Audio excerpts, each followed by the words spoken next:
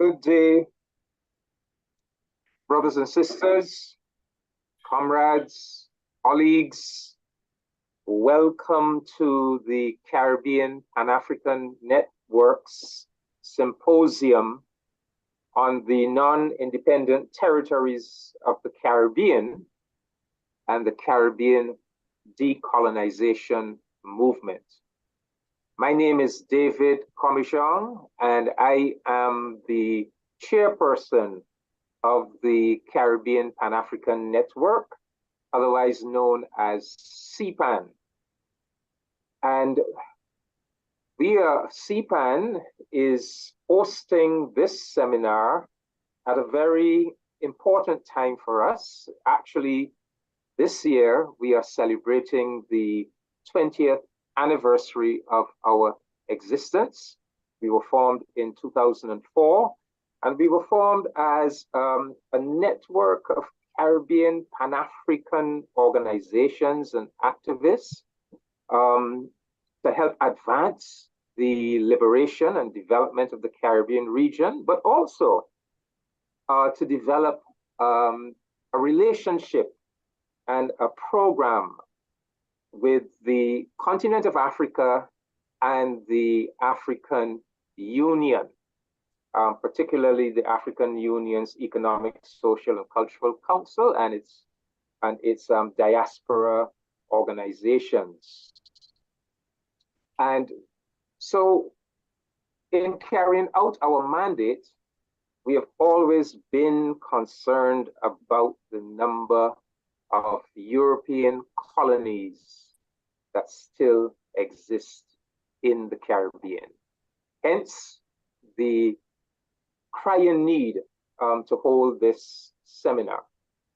But before we go any further, we wish to acknowledge that yesterday, 25th of March, was a very important day. It was the day on which we observed the International Day of Remembrance of Victims of Slavery and the transatlantic slave trade.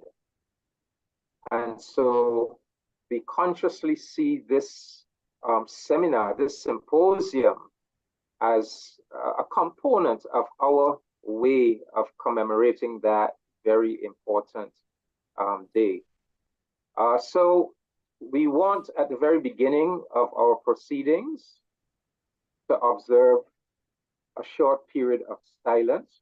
We want to, in observing a period of silence, to pay respect to the approximately 15 million African men, women, and children that were brought to this hemisphere, were enslaved and transported to this part of the hemisphere.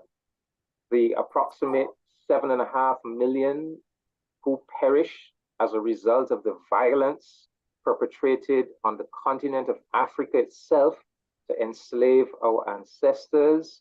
We want to remember the approximate 3 million of our ancestors who perished on that evil trek to the African coast, and also the approximate 2 million who perished during the Middle Passage. In addition,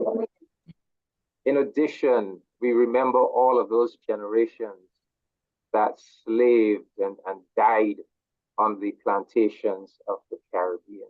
So brothers and sisters, I now ask you to join with me by observing a period of silence in remembrance.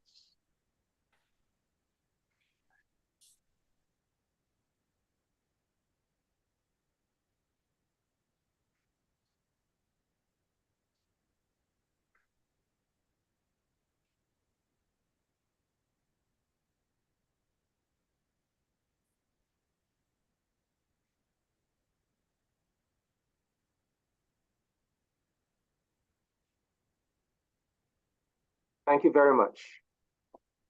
Thank you. So, if the sacrifices and sufferings of our ancestors are to be properly respected and honored.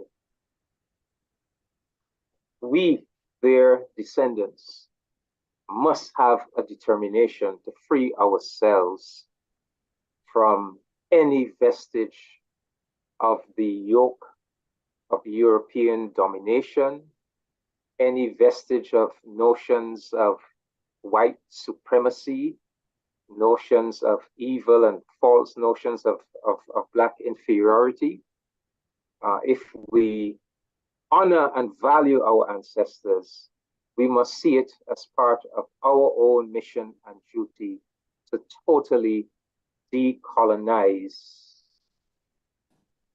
our Caribbean region. But I hesitate because we know about the colonies in the Caribbean, but sometimes we forget that there are also colonies remaining in Africa, not on the landmass of Africa itself, but we must never forget that there are several island territories surrounding the continent of Africa that have been unlawfully appropriated by European powers. There are territories in the Indian Ocean, the Atlantic, the Red Sea, the Mediterranean Sea, that rightfully belong to Africa and to the countries of Africa. And so even as we focus on the Caribbean today, let us bear in mind that this issue of decolonization also applies to our African continental homeland as well. Colleagues, whether they are called departments, non-incorporated territories, or associated states, or whatever name is used, the reality is that they are all colonies. And our Caribbean region has the highest concentration of such colonies worldwide. We have large colonies, we have small colonies. One group consists of what we could call the micro-colonies, Cayman Islands, Turks and Caicos Islands, British Virgin Islands, Bermuda, Anguilla, all of them British colonies in the Caribbean. The US Virgin Islands, a US colony, St. Martin, Bonaire, Curacao, Aruba, St. Eustatius, Saba, all Dutch colonies, whatever name we apply to them. And then there's the group of the relatively larger colonies, Puerto Rico, a US colony, Martinique, Guadeloupe, and French Guyana, French colonies. There are 17 colonial territories still remaining in our Caribbean region. CARICOM consists of 14 independent Caribbean nations, but we need to counterbalance that with the acknowledgement that we still have some 17 colonial territories remaining in our region. And that is the background to our symposium today. Our symposium has been designed to enhance public understanding of the challenges affecting the non-independent Caribbean territories. Let's call them what they are, colonies. It has been designed to garner support for the decolonization process, the decolonization activities that are currently being undertaken by activists all across these 17 territories. It has been designed to foster improved engagement among the Caribbean non-independent territories and the activists who are carrying out their work in the various territories. And it is designed to foster an understanding of decolonization within the context of reparations. And for CPAN, the campaign for reparations is a big part of our agenda. And we strongly believe that the reparations idea and campaign should be central to the decolonization effort and campaign.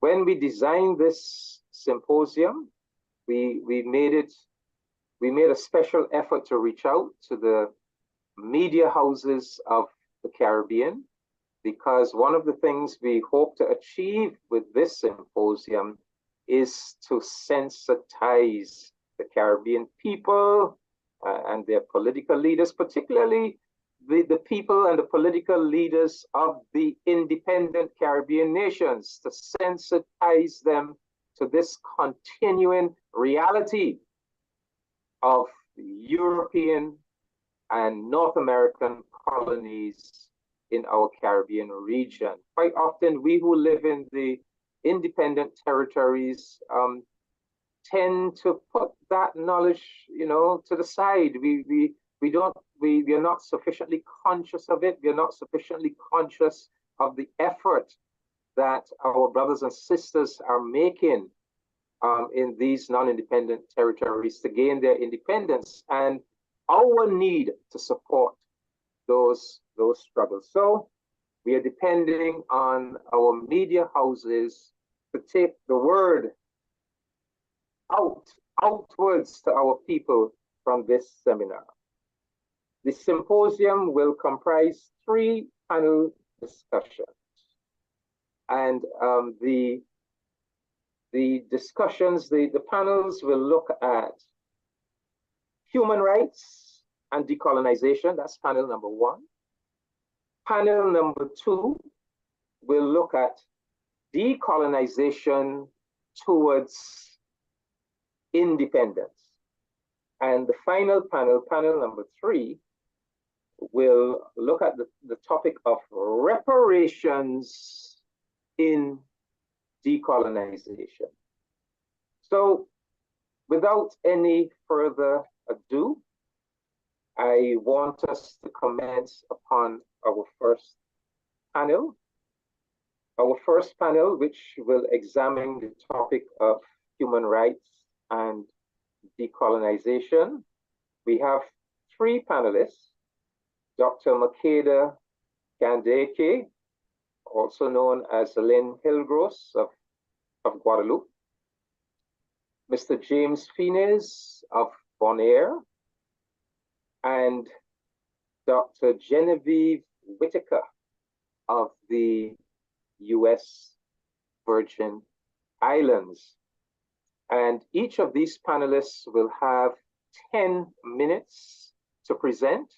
And panelists, just want to alert you that you will have the screen to yourself as you make your presentation. But once you go past that 10-minute point, the image of the presenter to follow you will appear in a box on your screen to give you a hint that your time has come to an end. And permit me now, brothers and sisters, to introduce all 3 panelists to you so that we could save on time. So it gives me great pleasure to introduce to you Sister Lynn Makeda Hillross, a distinguished figure with a wealth of experience and a fervent dedication to advocacy, and she hails from the vibrant shores of Guadeloupe.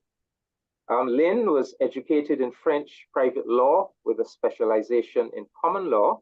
Her academic pursuits laid the foundation for her lifelong passion for justice and human rights, Her expertise has led her to participate in significant gatherings worldwide, including the preparatory meetings for the United Nations World Conference Against Racism that produced the Durban Declaration and Program of Action. Lynn has also been the international representative of the Martinique's International Movement for Reparations and the international representative of the 6th Region Diaspora Committee. She plays a pivotal role in advancing the causes of justice and empowerment through these organizations and several others.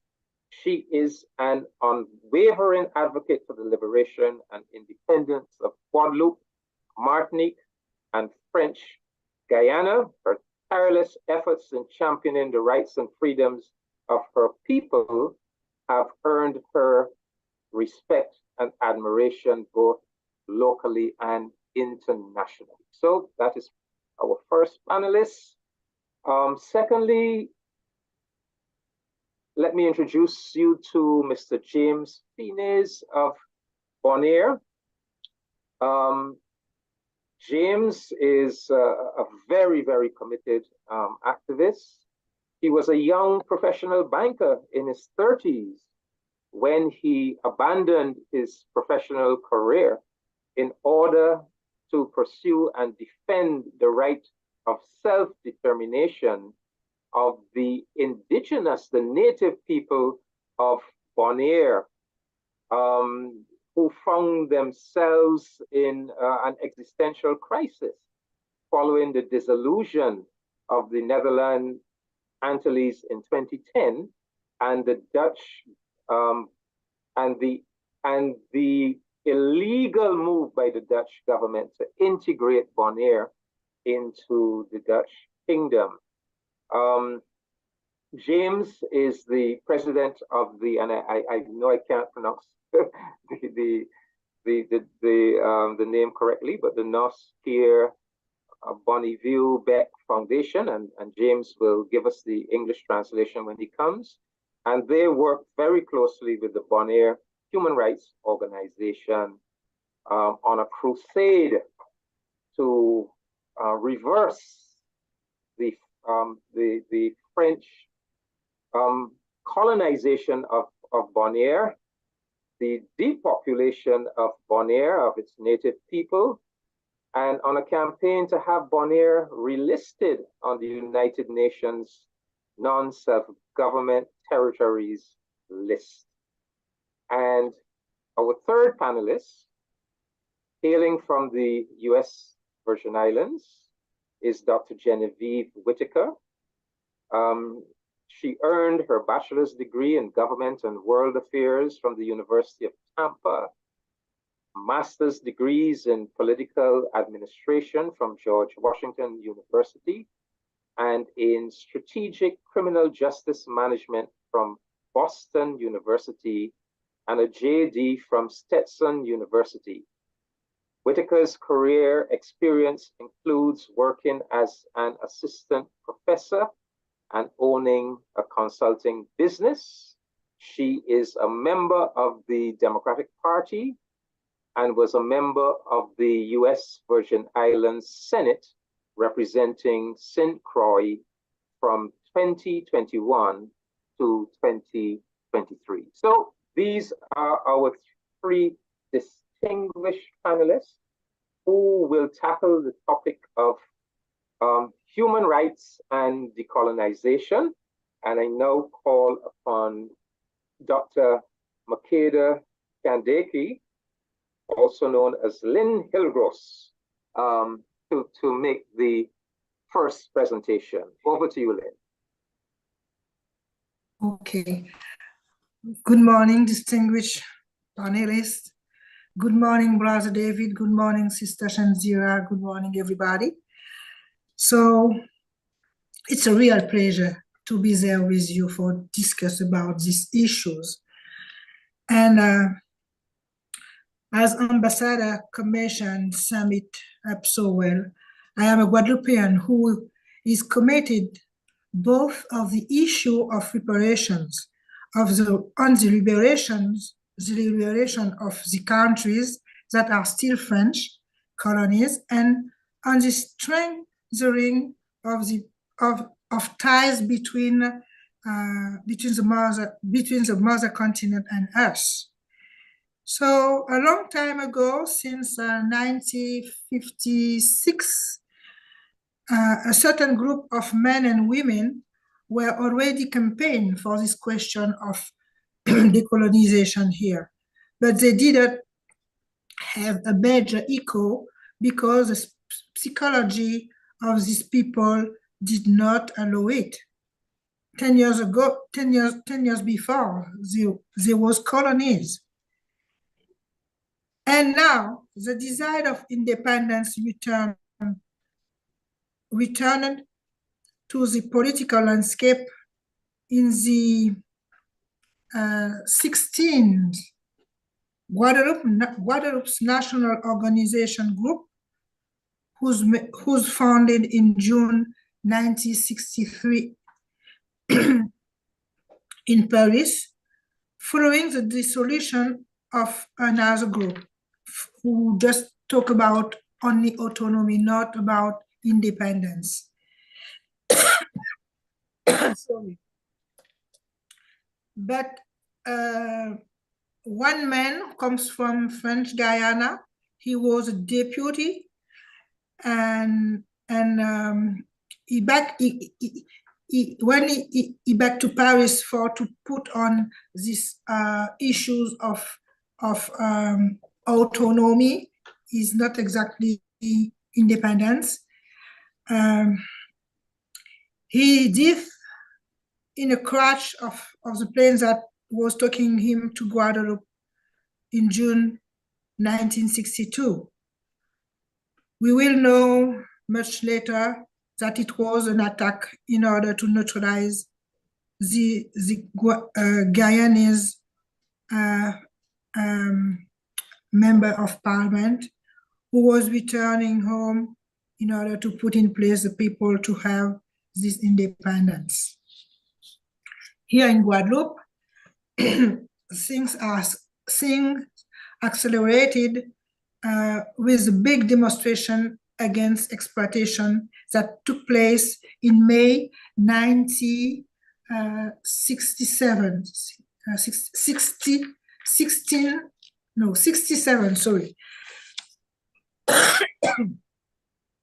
Then, over the question of independence became more and more obvious to some, but politicians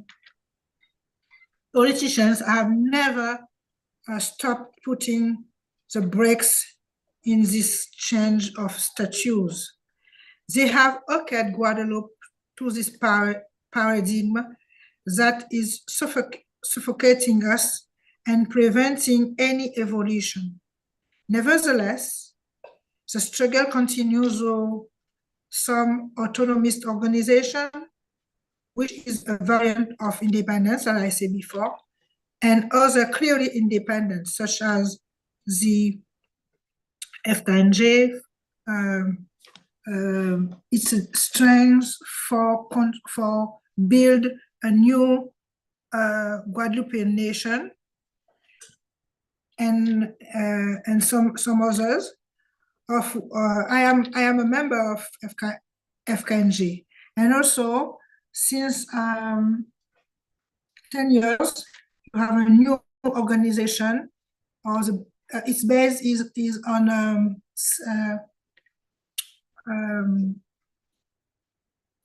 sorry, I don't remember the right name in English, but its name is Link Against Profits, and the manager is Elido Mota. I don't know if you have heard about Elido Mota, but he is this man. And here you have Luc Renet also. They are in the optic of real independence for Guadeloupe, not autonomy. We want, and many people want also independence. You must know that to break any desire for independence, the colonialists States made us remove from the list of countries to be decolonized by stipulating that we are a population among the French people, and as France is one and indivisible, we could no longer be registered on the countries to be decolonized.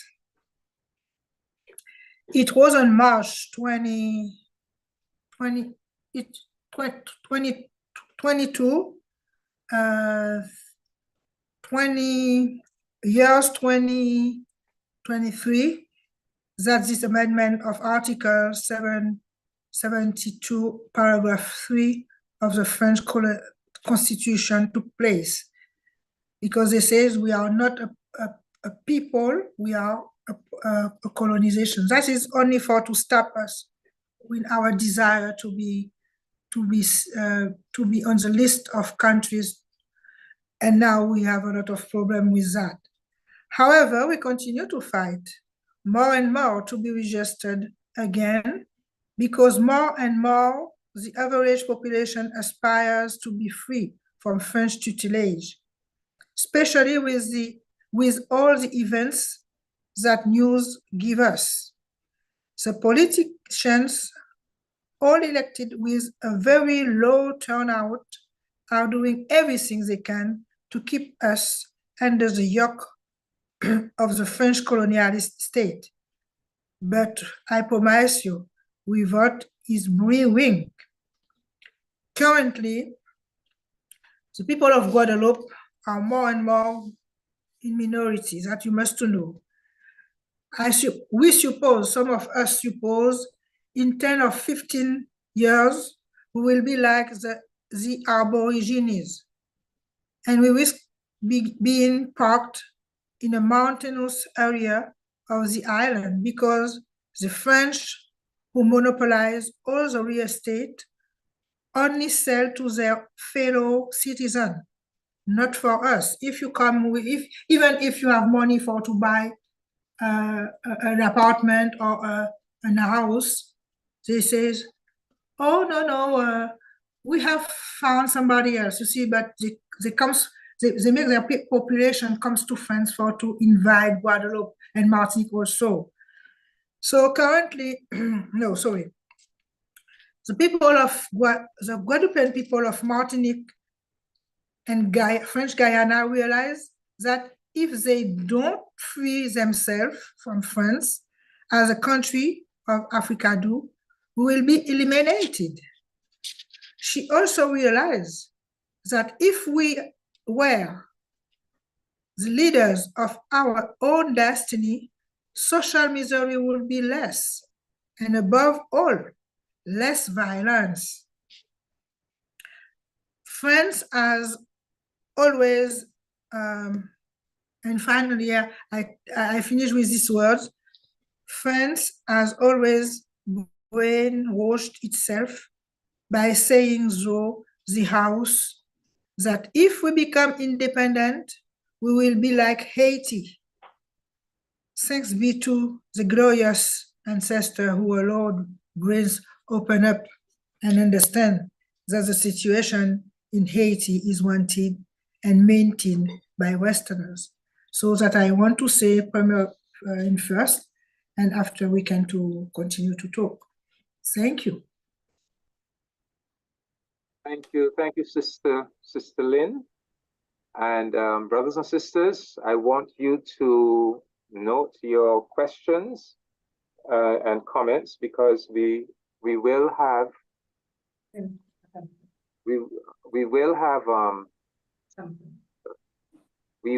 a question and answer period at the end of the panel. But it now gives me great pleasure to invite Brother James Finies of Bonaire to make his presentation. Buen día, ne pueblo caribense. Amita papiamento. Good day to the Caribbean people. I come from Bonaire, from the Papiamento-speaking Caribbean. Papiamento, that together with Haiti Creole, are the only two official native languages in the Caribbean that survived colonization. Today, I will speak and broken colonial language. Firstly, I thank on behalf of the people of Bonaire, the CPAN, the Caribbean community and peoples, and special thanks and greetings to all our friends here today. I see a lot of them, for this opportunity to join them in this historical call to humanity. Yes, we are here today to share our reality, our struggle. Bonairean lives matter. It's about human rights and decolonization. It's about the past and our present. Yesterday, 25th of March, at the United Nations headquarters in the General Assembly, the world commemorated the International Day of Remembrance of the Victims of Slavery and the Transatlantic Slave Trade. It was a historical turnaround moment and point for our Bonairean and the Caribbean peoples. The UN Secretary General Guterres said, and we quote, "The past laid the foundation for a violent discrimination system based on white supremacy." And we called for reparatory justice framework to help overcome generations of exclusion and discrimination. Our own Caribbean brother, Sir Hilary Beckless, the chair of the Reparations Commission of CARICOM, said, "This is the movement that will signal, finally, the collective victory of humanity, of good over evil." Yes, my indigenous civilization and roots were destroyed through the genocide of indigenous peoples. My African civilization roots were destroyed as we were kidnapped from our roots and humanity. After centuries of dehumanization and stripped from all our human rights, I emerged back as a human, as a civilization. I'm now a Caribbean civilization and Bonairean. Our existence is now again under threat. We are calling unto our sisters and brothers for support and solidarity for our people of Bonaire as we are in a systematic displacement, depopulation, eradication. It is institutionalized at this moment. It's also Caribbean best kept secret. The Dutch invasion of Bonaire, where all heads of departments were demoted and replaced with European Dutch. Our language of education, all achieved in the 60s, and system were reversed back to colonial Dutch from kindergarten and upwards, stripping our native kids from the human rights of education in the mother tongue as intentionally, systematically segregated to lower education system created for them as they are known and their abilities to speak, write, understanding a foreign language Dutch, not on their intelligence. So we the natives have no future, as our kids should be our future. Another major human rights issue is the systematic elimination through our healthcare system, where there's no emergency care and has to be flown to Colombia about 4 hours later, and survival is almost nil. This week, we buried the next case just yesterday. Next to impose Dutch laws as euthanasia, that in our Caribbean culture is considered murder, is widely promoted and enforced by rotating Dutch doctors from Europe on our passive, humble people. Another inhuman law that a doctor has a right to deny treatment if you are 70 years of age. Yes, on our island. Another inhuman law that our organs, are the property of the state if you don't deny this right. All this results in explosion and death rate on our island, over 60%. What makes our Bonaire case very urgent and critical is that the population statistics, they were taken over by the Dutch rulers and they were hidden for years and first published in 2017. It was revealed that we the native, in about a decade since 2010, were reduced in 2017 to under 40% of the total population, with a prediction that by 2030, we will be less than 1/3. The quarter of last year, this was already surpassed, where was the papers published and announced by the government publicly that we reached 32% already, a minority in our island, and 7 years ahead of the prediction that we should reach by 2030. So this trend will disappear soon as a people, witnessed by all here today. We have been hearing for some time the world narratives as climate change and climate crisis, etc. And on the other side, as that colonialism. is from the past, former colonies, post-colonial. No, not post-colonial. Our reality is not the past. It's my present, our reality. I live in the Dutch colony Bonaire. Today, 26th of March, 2022, one day after the International Day of Remembrance of the victims of slavery and transatlantic slave trade. For us, it's not remembrance. It's our daily life, as we never were decolonized and remain as today present victims of this ongoing enslavement enterprise, quoting Sir Beckles. This is not anymore a so-called emotional outcry, as the indoctrinated, educated collaborators and colonized invaders shamefully would hide behind when we speak our truth, our rights. It is official. It is facts and hard evidence. The Dutch apology, admitting their crimes, changes our case from internal hidden from the world issue to a continuous international crime against humanity. The Dutch government recent apology that was launched as a world propaganda with the aim to divide the Caribbean reparation movement leadership exposed the hypocrisy, the double standards, as they keep committing the same crimes up to date. They fake apologizing for us as they have a major historical internal identity and moral crisis that they have to deal with. As since 1795, the parliament started debating, how can all humans be considered equal? And they have not been able to come to terms on this question of today. The World Wars I and II are the after effect of the enslaved and colonized people's struggle to freedom and equality, tallying over 80 million human lives sacrificed that instilled new consciousness to the world that no people, no nation, big or small, should be held subjugated and subordinated. It should be set free to be as equal as everyone else. That is the new promise to mankind, and hence the birth of the main objective of the United Nations to maintain international peace and security based on respect of the principle of equal human rights and self-determination of all peoples. The inalienable sacred fundamental human right of self-determination is guaranteed in several international human rights instruments. All peoples have the right to self-determination. By virtue of that right, they freely determine their political status and freely pursue their economic, social, and cultural development. The United Nations Charter, Articles 1 and 55. The United Nations Charter, Article 73. The United Nations Declaration, Resolution 1514 of 1960. The International Covenant on Civil and Political Rights. International Covenant on Economic, Social, and Cultural Rights. The International Covenant of all forms of racial discrimination. The United Nations Declaration of the Rights of Indigenous People. It has been a long journey for us, as our struggle for survival. Our Bonaire case was not known outside Bonaire about 2 years ago, where we left our island in 2022 and 2023, spent about 2 years on the road on a pilgrimage through Latin America and Caribbean, raising awareness and seeking solidarity for our situation.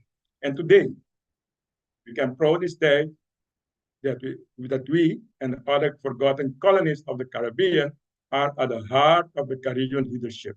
As colonialism, decolonization will become part of the recently revised CARICOM 10-point plan, and we are not alone anymore. I will end about unity. Fostering Caribbean unity. Lest we forget, we all came in the same boats. The colonizers enforced on us divide and rule. Look at us today. We all speak different languages of the colonizers today. We have different nationalities and more divisions, but we remain still in the same boat. Then it was a voyage of no return. Today, we have a common destiny. Today, together, we all. Thank you. I'll be later for questions on the Bonaire situation. Have a good day. Thank you, Brother James. And we can feel your psychic pain as you recount the great injustice that has been done and continues to be done to the native people of Bonaire. And we appreciate that you're now able to make that defiant statement. We are not alone anymore. And this is what we want. We must not have brothers and sisters feeling that psychic pain and feeling that they fight lonely battles, and that many of us across the region do not know about their pain and are not there with them, giving them support and solidarity. So thank you. And now we go to our final panelist, Dr. Genevie Whitaker. Thank you. Thank you very much, comments. It is, I want to say first off, ladies and gentlemen, it is with profound sense of humility and gratitude that I present before you today, having been granted this opportunity to serve as a panelist for the CPAN's annual symposium. This symposium being dedicated to the decolonization movement in the Caribbean marks a crucial moment of reflection, remembrance, and action as we honor the United Nations International Day of Remembrance of the victims of slavery and the transatlantic straight slave trade. Today, as we gather in recognition of the struggles and resilience of those who endure the horrors of slavery and the transatlantic slave trade, we also embark on a journey of education, enlightenment, and empowerment. We come together not only to remember the past, but to critically examine its lingering effects on our societies and chart a path forward towards justice, healing, and reconciliation. The Caribbean Pan-African Network is steadfast in this commitment to fostering unity within the Caribbean, having curated a number of various complex, essentially, works around decolonization, amplifying the voices of non-independent territories and protectorates. As we navigate these discussions, it's imperative we be mindful of the interconnectedness of our past injustices that our ancestors faced and that we continue to, with the present-day struggles for human rights and dignity. The legacy of slavery continues to manifest in systematic inequalities, these systemic inequalities in the areas of economic disparities and social injustices that plague our communities. Thus, this symposium is a call to action, a call to dismantle oppressive structures, and a call to forge a future grounded in equity, inclusivity, and respect for all. And in the spirit of actionable deliverables, I particularly am inspired by fellow panelist, Dr. Chinziro, who during a Caribbean Studies Association as then president, convened a wonderful array of persons coming together, folks who are on this panel, whose insights and expertise has consistently led to meaningful changes within various communities. And with that, the efforts for us to put together tangible solutions and concrete actions as we go along this journey in collective efforts towards justice and liberation. I encourage us to follow the example of these actionable deliverables as panelists and even beyond today's symposium, and let us identify and challenge those strategies and work to address them. Moreover, it's also crucial that we empower ourselves, drawing from inspirations from our ancestors who fought tirelessly with tools of freedom. And my recommendation in modern day of using some of the tools that's afforded to us at the regional, national, global level. And I want to pivot to an action that I took on behalf of the Virgin Islands, as every 4 years, member states of the United Nations are subjected to what's known as the Universal Periodic Review. And I made a number of recommendations on behalf of my youth organization. I am the president and co-founder of the Virgin Islands Youth Advocacy Coalition. And the recommendations included asking the United States to begin the process of working with the government of the Virgin Islands to develop a plan of action for decolonization, notably addressing the Constitution to provide voting rights for the people who reside in the territories.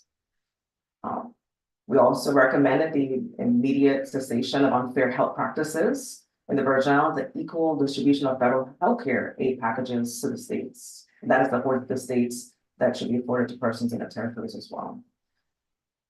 Also, another recommendation addressing the land right violations that many Virgin Islands are subjected to. We continue within the UPR, we highlighted the St. John story, especially of the impact that the National Park Service has had on that island, as well as all three of our islands. Also asking for efforts to work on forging a pathway on Virgin Islands associate membership in the Organization of East and Caribbean States, as well as CARICOM. One of the things that we've been plagued with and through this process is even on our own side of our own governance, where we are not participatory in our regional bodies, that has been stymied actually by the federal government. And then the UPR that I put together along with others as we gathered information, it primarily focused on our political, social, economic, cultural, and educational risks as we speak of self-determination. And despite being predominantly comprising of persons of African descent, we, as a territory, we continue to be impeded by actions and just to highlight, the United States has made a series of promises to the Virgin Islands over many years, over decades. And in the UPR, I highlighted that. And I want to also pivot to a system of laws that we're subjected to, because we had what are known as the insular cases. The United States Supreme Court between 1901 and 1922, much of the similar time when we're dealing with these are justices that supported obviously discrimination, segregation, and one of the decisions included labeling territorial people as savages, alien races, and that they were not that we are not entitled to the rights, privileges, and immunities of citizens. We even turned to our hurricanes, Hurricanes Irma and Maria in 2017, where we continue to face even issues of, and I just want to highlight, we're also taking advantage of during these times of storms, whereby, and even there's we struggle after a lot of our hurricanes with development and aid. We do you hear about all the billions of dollars that are making its way, and then in many cases, a lot of the money is companies come in, take advantage of the people, and money leaves. And so with that, there's also, when we look at efforts of decolonization, even when it comes to our relations, our federal relations. And I also, one thing I want to highlight that with going back to the insular cases, the issues of the labeling as savages and alien race and that treatment that comes with that, I want to express gratitude for my alma mater, Stetson Law School in Gulfport, Florida. Last week, I had the privilege to speak at at an event organized by the Virgin Islands Bar Association, Florida Bar, in collaboration with the Stetson Law Review students. And it was a territorial law across the curriculum symposium. And the event underscored the need to address the laws of the U.S. territories, as well as to engage all students and lawyers, in the work that's necessary. For too long, the U.S.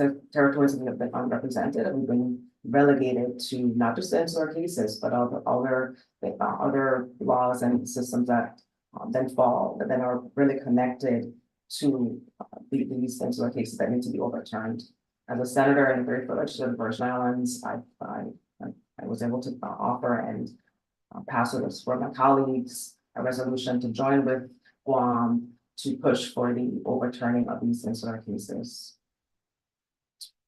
And in conclusion, I'd like to pivot to a statement. And one of the things as we talk about preparing ourselves with the tools is essentially getting ourselves ready to advocate on international level. And so back in Geneva, after I took part in my fellowship, I am a fellow for the International Decade for Black and Descent as we conclude the decade. And this is basically what I expressed to the persons in the room and persons listening. I expressed, I said good morning to everyone, High Commissioner, Chairperson, the Special Rapporteur, and other distinguished panelists, and fellow civil society activists. My name is Genevie Whitaker. I'm a human rights lawyer and activist from the Virgin Islands of the United States, a non-self-governing territory colony of the United States. And at that time, it marked the 100-year anniversary, which Denmark sold the Danish West Indies to the United States, thereby establishing the Virgin Islands of the US. Note, the people of African descent of the then Danish West Indies having no say in the decision to for the islands to be sold. And it's an honor to address you as a 2016 fellow and a co-founder of the Virgin Islands and president of the Virgin Islands Advocacy Coalition, a citizen organization. As you're well aware, we are now in the third international decade for the eradication of colonialism, 2011 to 2020. And it relates to the international decade surrounding questions of the United States support and promotion of our human right to self-determination, and it still persists. Specifically, as a decade of fervent calls for legal frameworks for equal treatment, education and espousing the notions of equality through curricula designed to promote the understanding of the contribution of people of African descent, I issue this plea of support in addressing the following. I begin by highlighting our political rights issues. The United States, through the Department of Interior, whilst supporting the centennial celebration to a tune of $500,000, refused to provide financial support for the passage of the latest draft constitution, the Constitutional Convention, as the leadership requested $200,000, but they were summarily turned down. Moreover, we remain second-class citizens governed by an act of Congress, the Revised Organic Act of 1954, which stands as our Constitution. But within that very document, we are denied full rights under the US flag. An overarching example of that inequality is a prohibition of the right to vote for president. Additionally, in terms of our cultural rights and development, there exists no systematic educational framework for the teaching of the contributions of people of African descent. Rather, the textbooks that are used in our schools have, in some instances, promoted a complete erroneous version of our history of people of African descent. I presented to the anti-discrimination section staff back in July of this year a copy of this section of a workbook published by a leading US publication company, Pearson Publishing, in conjunction with our local Department of Education, which children learn that people of African descent during the times of slavery in the former Danish West Indies, the enslaved peoples were people who were willingly settled into the lands. They were brought to work on large plantations. The authors pegged them as large farm settlements. And in terms of our economic development through the means of integration, the US State Department maintains the denial of Virgin Islands membership into the regional body of the Caribbean Community, CARICOM, as well as the other bodies, Organization of East Caribbean States. Other oppressive measures relate to our importation of duties as leveled by the US government, in which from the time of Danish rule to the US, we are being subject to a 6% customs duty for the importation of goods. A policy that has been questioned by lawmakers and activists like myself that have raised questions of fairness and equality. In conclusion, I'm thankful for the opportunity to present before you today and ask for your support as outlined to address issues of inequality and support our right to develop as territorial peoples denied fundamental rights with the US and international framework, the US international legal framework. Thank you. Thank you, Dr. Whitaker. So colleagues, we have heard all three panelists dealing with the topic of human rights and decolonization, and we now have time for a 10 to 15 minute period of engagement with the panelists. I think there should be a mechanism there for folks to raise their hands.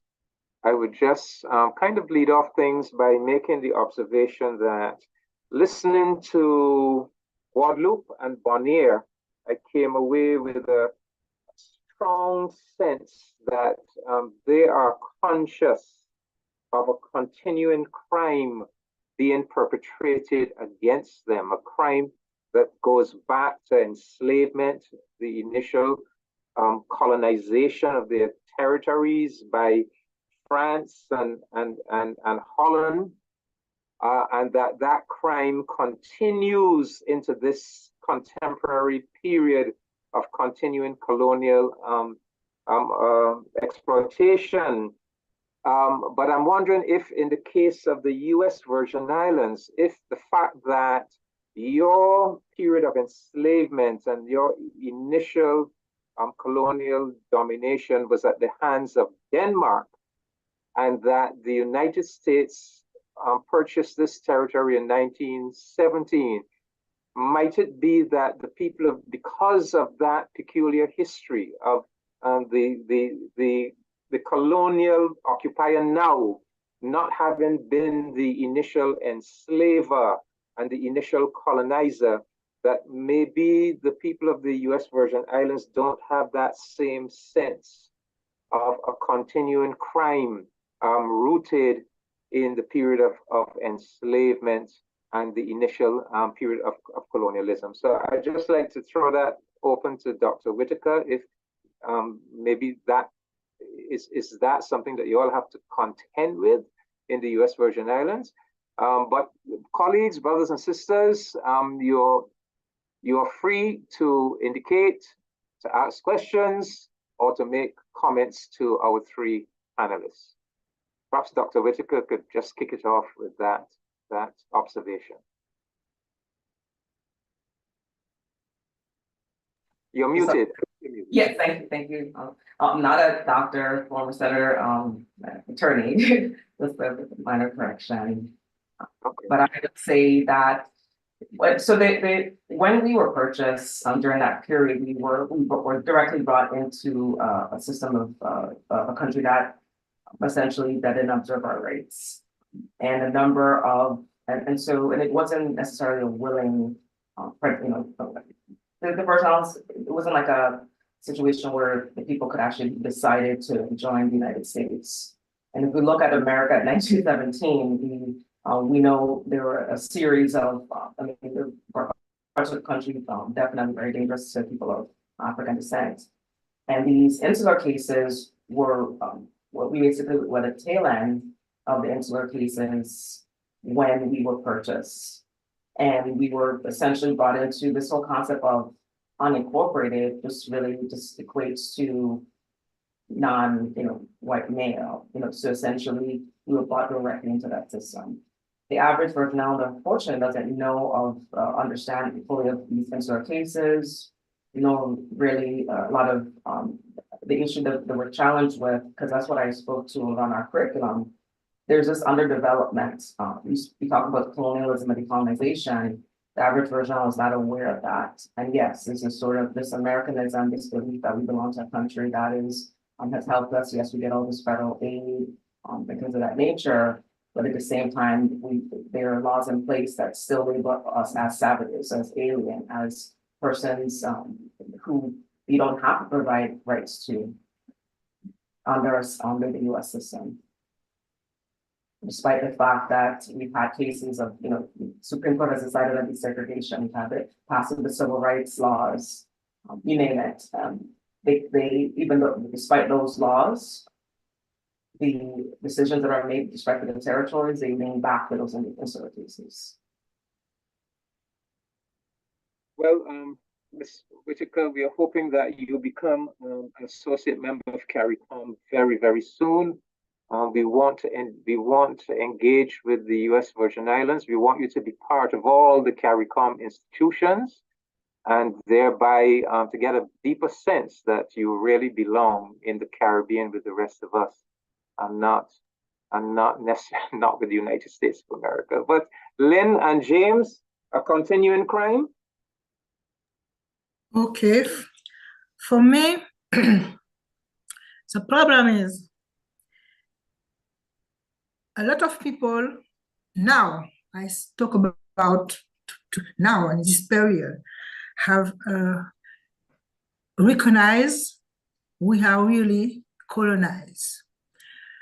And when you have the desire to be free, instinctively, the French colonizer, French government, and some house nigger in Guadeloupe, they brandish the case of Haiti. So that's a lot of people are fear. But when you talk with individually with people, they say, oh yes. Because when people come in here, they say, oh, you are rich, you have a good life. But I promise you not. We are not rich and we don't have a good life. Who says they are rich is just because they receive money from friends. But generally, you have a lot of social problem and social suffer in Guadeloupe. So Guadeloupe historically is a country who have a lot of fighting people. And here we are fighting for not only for independence, but we are fighting also to have reparations. And we explain people, with this reparation, we can to develop our countries.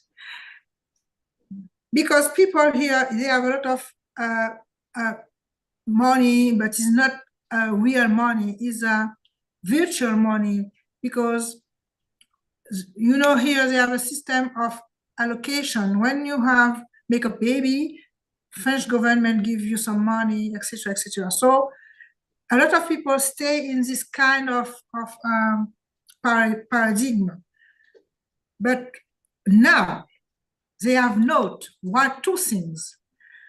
For example, in Martinique today, when we talk, in Martinique, they have a problem of white people who have invaded the proprietary of an Martinican descent. And Guadeloupe is the same thing. White people coming and they trust everything about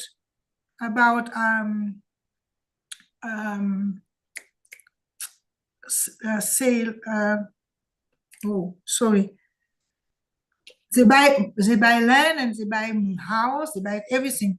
And they're going to see old people in a very, very old house, and they say, I give you this money. And this person say, oh, it's a lot of money. Okay, I sell you my proprietary. And step by step, they invite Guadeloupe like that. And now we can support anything else.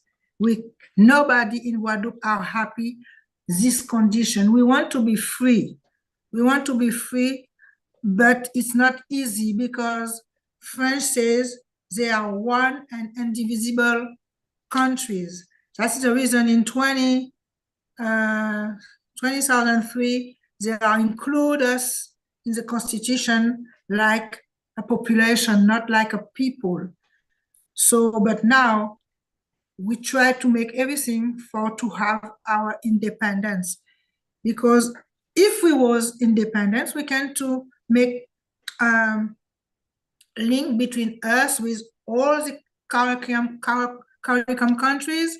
We can to make together programs together for reparation issues, etc., etc. We can to trade between us and between Africa also. We can to make everything between us, because we have understand only one thing permit us to be up to date is if we are free and if we are connected together. Even if we don't speak the same language, it's not a problem, but we must to be united. That is, we are fighting for that. And people, beginning, people say, oh no, you come from Haiti, you come from Dominica or whatever.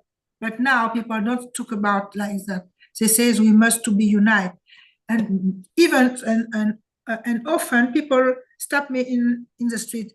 Hey, Makina, do you know somebody in Caribbean who will be okay to make trade with us? I say, I know some, but we are in the French system. It's not easy, So that I can to say. Yeah. Yes, sir. Yeah, I think we got your point. We have your point, and that new consciousness is taking root.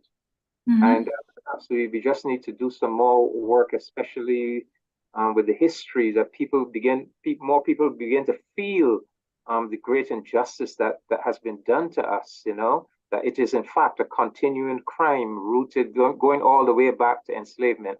But I see Elia Henry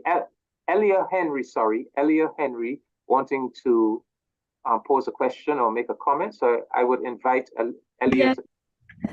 Good morning. Thank you. My name is Aaliyah Henry. I'm a sophomore biology major from Howard University. And I also have strong Jamaican roots in my family. Both of my parents were born and raised. So my question is specifically for Dr. James Finies, but this is honestly can be answered for everyone. I wanted to know, you touched upon your travels to Latin America, and I wanted to know how your travels there have impacted your efforts to achieve human rights and reparations for the people of Bonaire. And possibly, how all of you guys, and you guys are all distinguished members that have, shown your strong roots, strong efforts to provide, to fight for human rights for your respective countries. And I wanted to know how the current political state, the current rise of human rights, movements in Palestine and other nations have influenced your respective movements. Thank you. James, could you go first, and maybe if everyone can just give a brief answer, and we'll wrap up this panel here because we have to move on to panel number 2. So James first, and then the other 2 panelists. Brief answers. You're muted, James. You're muted. You're muted.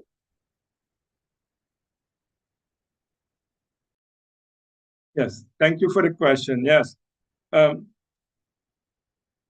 our case, for example, we studied the history of the Dutch. The only way the Dutch responded in history was when the international community got involved. They never want to stop slave trading, even when the abolishment laws started in Europe. They continue that. When they start, the European nations start capturing their boats, and start finding them, they stop. In our case too, we were the last to be colonized. We abolished slavery from the Dutch. They wanted to stop abolishment. Then a little international pressure started, and they stopped. The history goes back. All the time in history, after the World War, for example, when they were liberated from the occupation of the Nazis in Europe, at the same time they liberated their freedom, they went to war with Indonesia. They had murdering villages of thousands of people just to keep Indonesia as a colony. The international community got involved. So our objective was, our case is, we cannot do it by ourselves. International community, where the United Nations members are, they have to help us. So we had to go out and inform them, raise awareness of our case.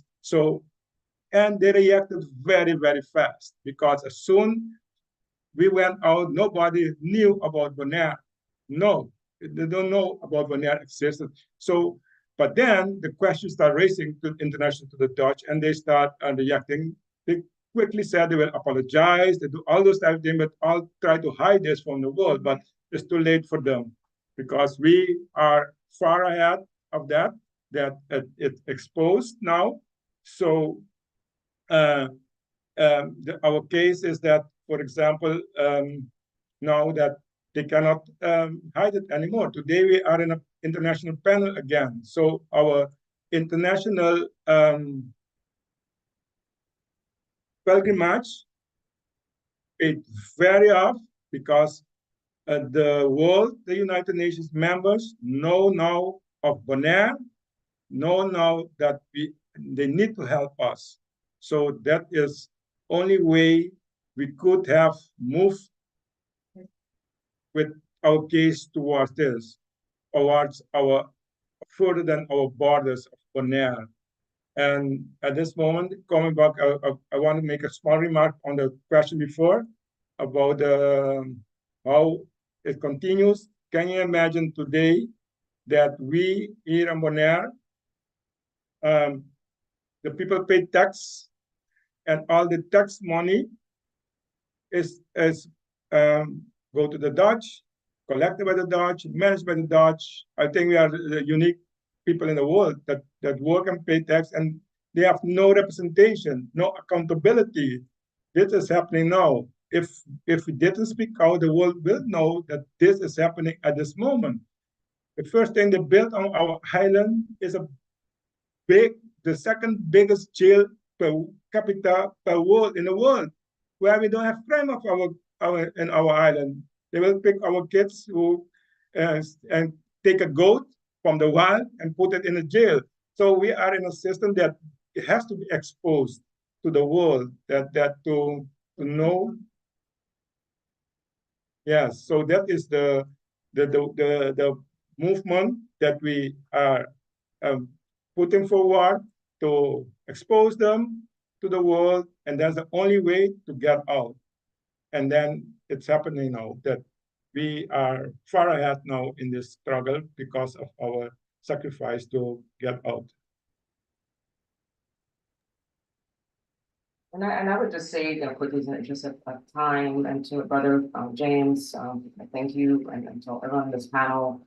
And I echo that. We have to really bring awareness. Much of the reason why persons accept colonialism is because of lack of understanding. And there is a fervent global effort for the undoing of a lot of this work that our ancestors have done, freedom fighters. So we are now at a critical juncture where we have to understand the tools of advocacy, use them to our benefit. I'm unifying both the lawyers and scholars, all together, activists, as we chart that course.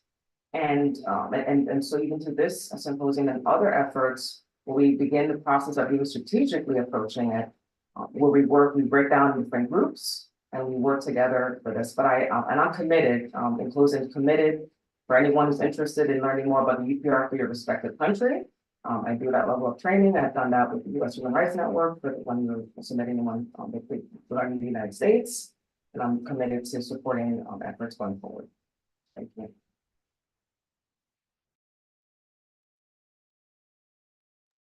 Okay. Any brief closing comments from you, Sister Hillross? Oh, for me, like I say, we must to be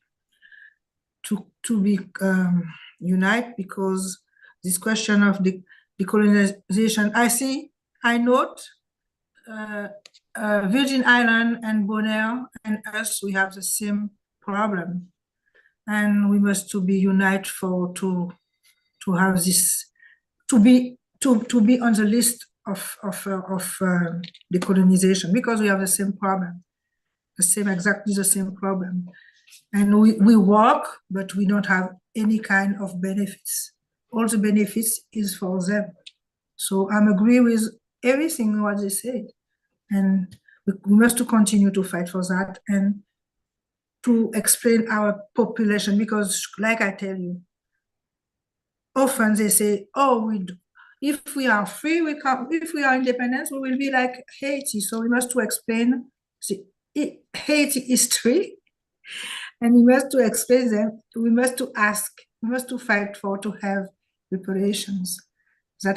We have the same problem. So we continue to fight, and this is only, I promise you, they not you've given us some actionable deliverables, as Sister Chen likes to speak about.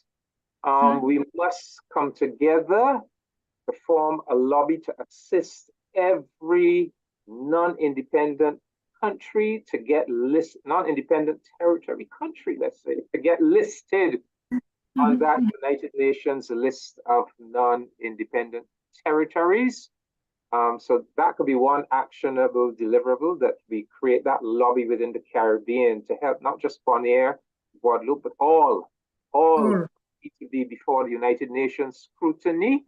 And yes, we have to help debunk this slander of Haiti and to explain to our people that the poverty that Haiti finds itself enmeshed in has nothing to do with the fact that Haiti grasped its independence in 1804. It has everything to do with what imperialist powers like the said France deliberately sought to impose on Haiti over the last 200 years. Anyhow, I want to thank this panel for their contribution. One a short word, Brother David. I have received an information about Caracas meeting in May, but they say we must to be on a list to participate. I don't know what we must do, because you know Luke can go eventually, or somebody else. Well, we could discuss that privately with CPAN and see if there's some strategy we could come up with. But I want to thank this panel for starting us off so brilliantly, and we need to move right into panel number 2. And the theme of that panel is Decolonization Towards Independence.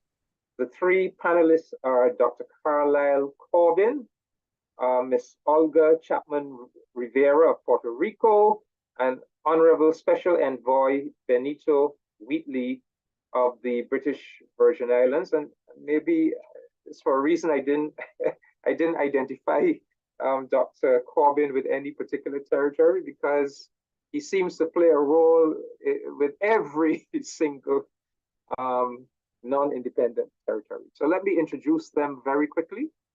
Dr. Carlisle Corbin is an international advisor on governance. He is the founder and senior analyst of the Global Dependency Studies Project think tank. He served as representative for external affairs under 5 governors of the U.S. Virgin Islands, and as the U.S. Virgin Islands representative to the United Nations system. He was a member of the U.S. Virgin Islands Commission on Status and Federal Relations. Dr. Corbin has been a visiting lecturer in dependency governance studies at the University of Guam, Secretary General of the Inter-Virgin Islands Council, and Secretary General of the Offshore Governors Forum, comprising the 5 U.S. dependencies. He is Executive Secretary Emeritus of the Council of Presidents of the United Nations General Assembly. He has been a senior advisor to the governments of Anguilla, Bermuda, Curacao, French Polynesia, St. Eustatius, and the Turks and Caicos Islands. So he belongs, and he's a Bajan by birth, so he belongs to the entire Caribbean. Sister Olga Chapman Rivera is a cultural worker and communications strategist from Puerto Rico, a Black Puerto Rican woman, an Afro-Boricua, a communicator, a cultural initiative developer, and a strategist. She graduated from the University of Puerto Rico and did additional studies at Hunter College, City University of New York, and New York University. A cultural storyteller and producer that builds and distributes cultural narrative, focus on providing access to the general community to historical and political history narratives. She is the founder and president of BRAVE, B-R-A-A-V-E, Tribe Collab, a collaborative ecosystem. She is communications director for Creative Justice Initiative and its projects. At BRAVE, the strategy focuses on the people and their microculture. BRAVE's approach is people-centric, dealing with culture, values, and identity, and results in and seeks a strategic development that focuses on people's needs and their socio-cultural context, while uplifting erased historical facts. So a very dynamic people's activist from Puerto Rico. And finally, Dr. Benito Wheatley is the special envoy of the Premier of the British Virgin Islands. He represents the BVI in various international forums and leads engagement between the British Virgin Islands and the United Nations system. He is also the BVI's CARICOM ambassador, their OECS commissioner, that's the Organization of Eastern Caribbean States commissioner, and he is their representative to the Association of Caribbean States. Benito is also a policy fellow at the Center for Science and Policy at the University of Cambridge. He previously served as BVI representative to the United Kingdom and to the European Union. Benito holds a Master of Science degree in Diplomacy and International Strategy from the London School of Economics and a Political Science and Bachelor of Arts degree from Morehouse College. He is also a member of the prestigious International Institute for Strategic Studies. So three very, very distinguished panelists, and I'm going to ask Dr. Carlisle Corbin to do the lead-off presentation. Dr. Corbin?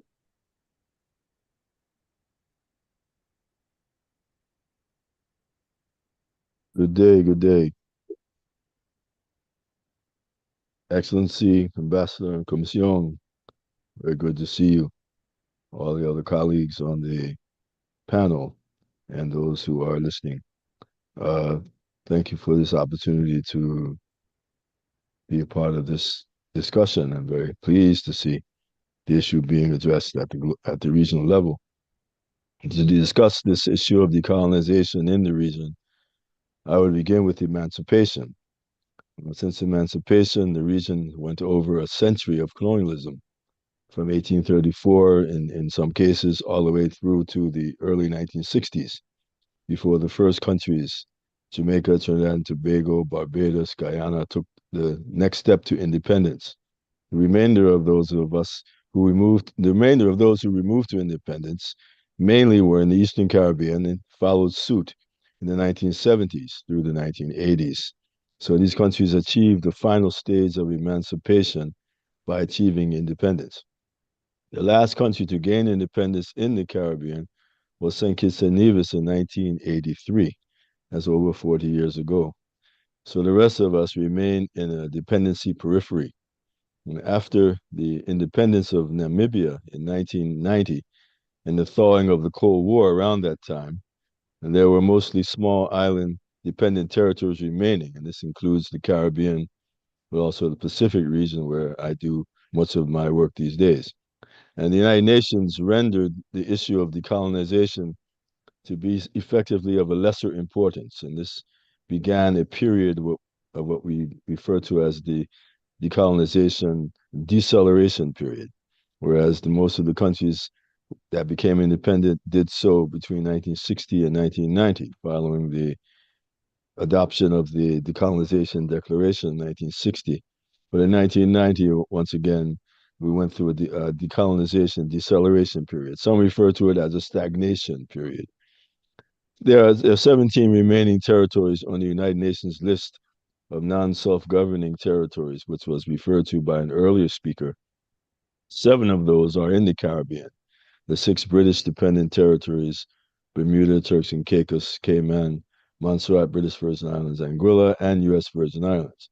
Of course, there are other dependencies in the region that are not on the list. 6 Dutch dependencies, and they have 2 models of the Dutch dependencies. The partially integrated model, Bonaire, Saba, St. Eustatius, and the semi-autonomous arrangements, part of St. Martin, Aruba, Curacao.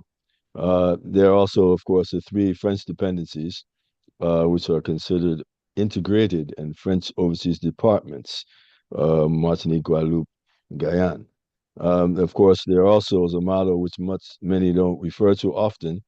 There's a model of dependency of a developing country, and that is Colombia's colonial power of San Andres, Providencia, Santa Catalina. And of course, there's the largest of us, Puerto Rico. None of these dependencies are on the United Nations list. There are numerous attempts to put them back on the list. In fact, there were a number of initiatives underway currently to re-enlist these territories.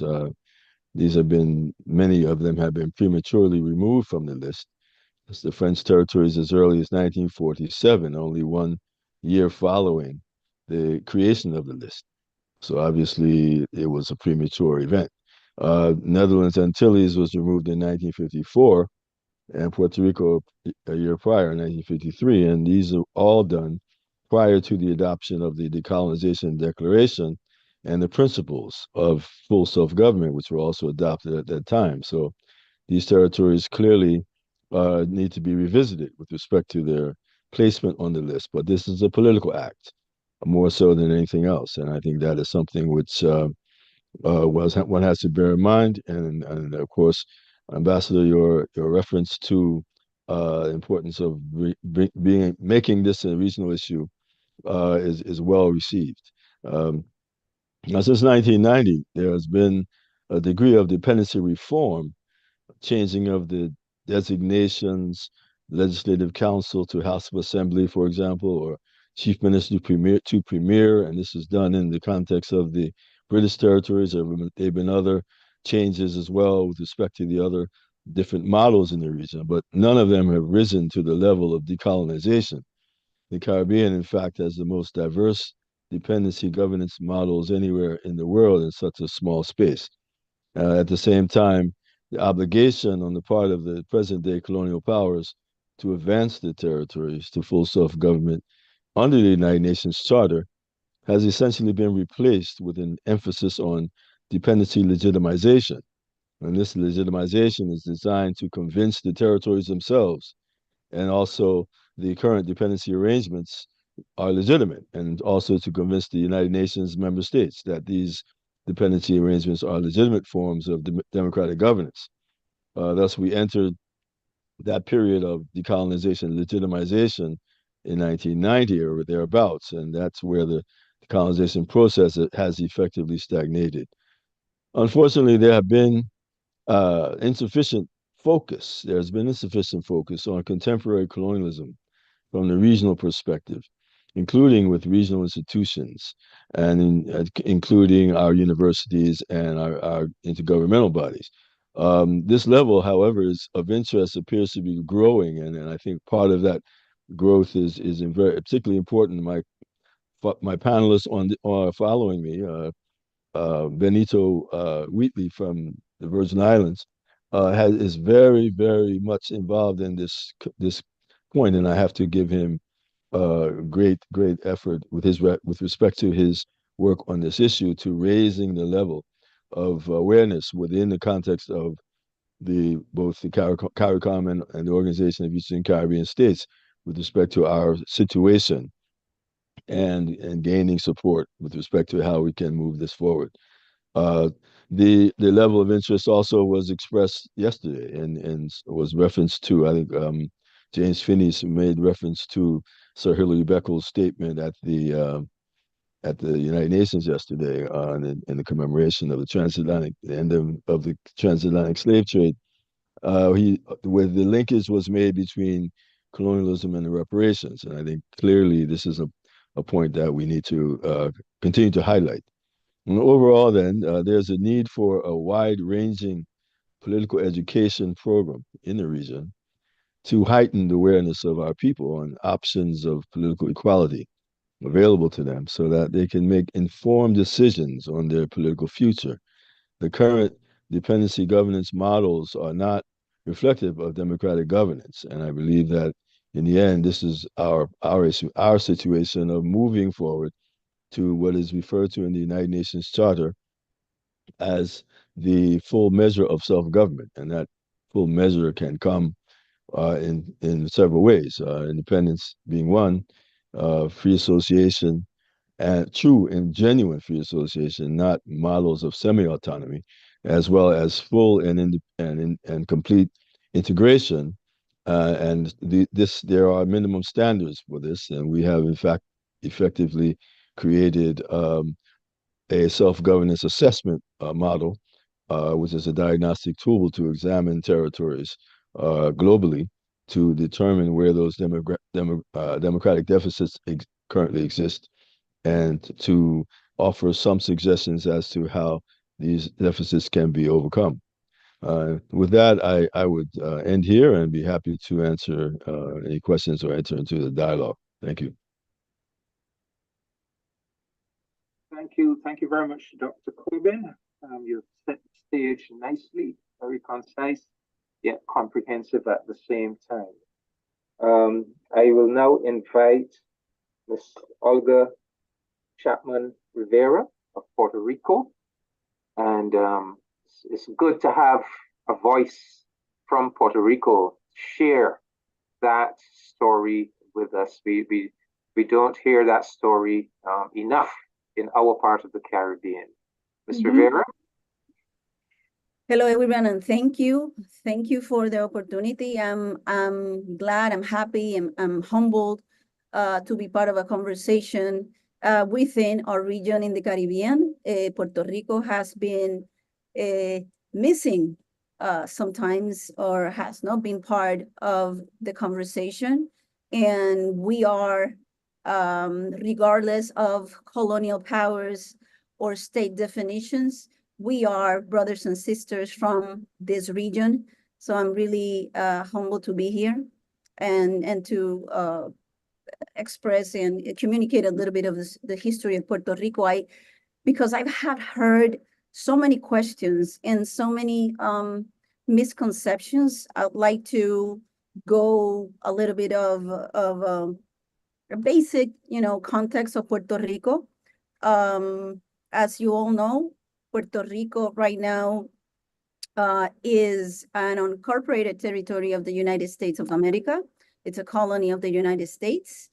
It started with the invasion of the Spanish Empire to the primarily Taino land in 1493, until the invasion again of the United States through the Spanish-American War in 1898. And became an incorporated territory of the United States. And there are many misconceptions about how Puerto Rico has been construed as almost independent for some, and for many of the political liners within the context of the island, and how Puerto Rico has addressed the independent initiatives.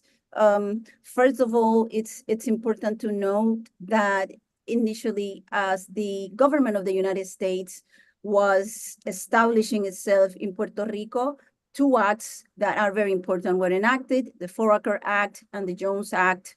The first one organizing the government, and the second one closer to the First World War, giving Puerto Ricans the ability to be part of the military and becoming citizens of the United States of America with huge limitations. From there, it's important also to note that we didn't have the ability to elect, to self-determine our future, or to elect our own government.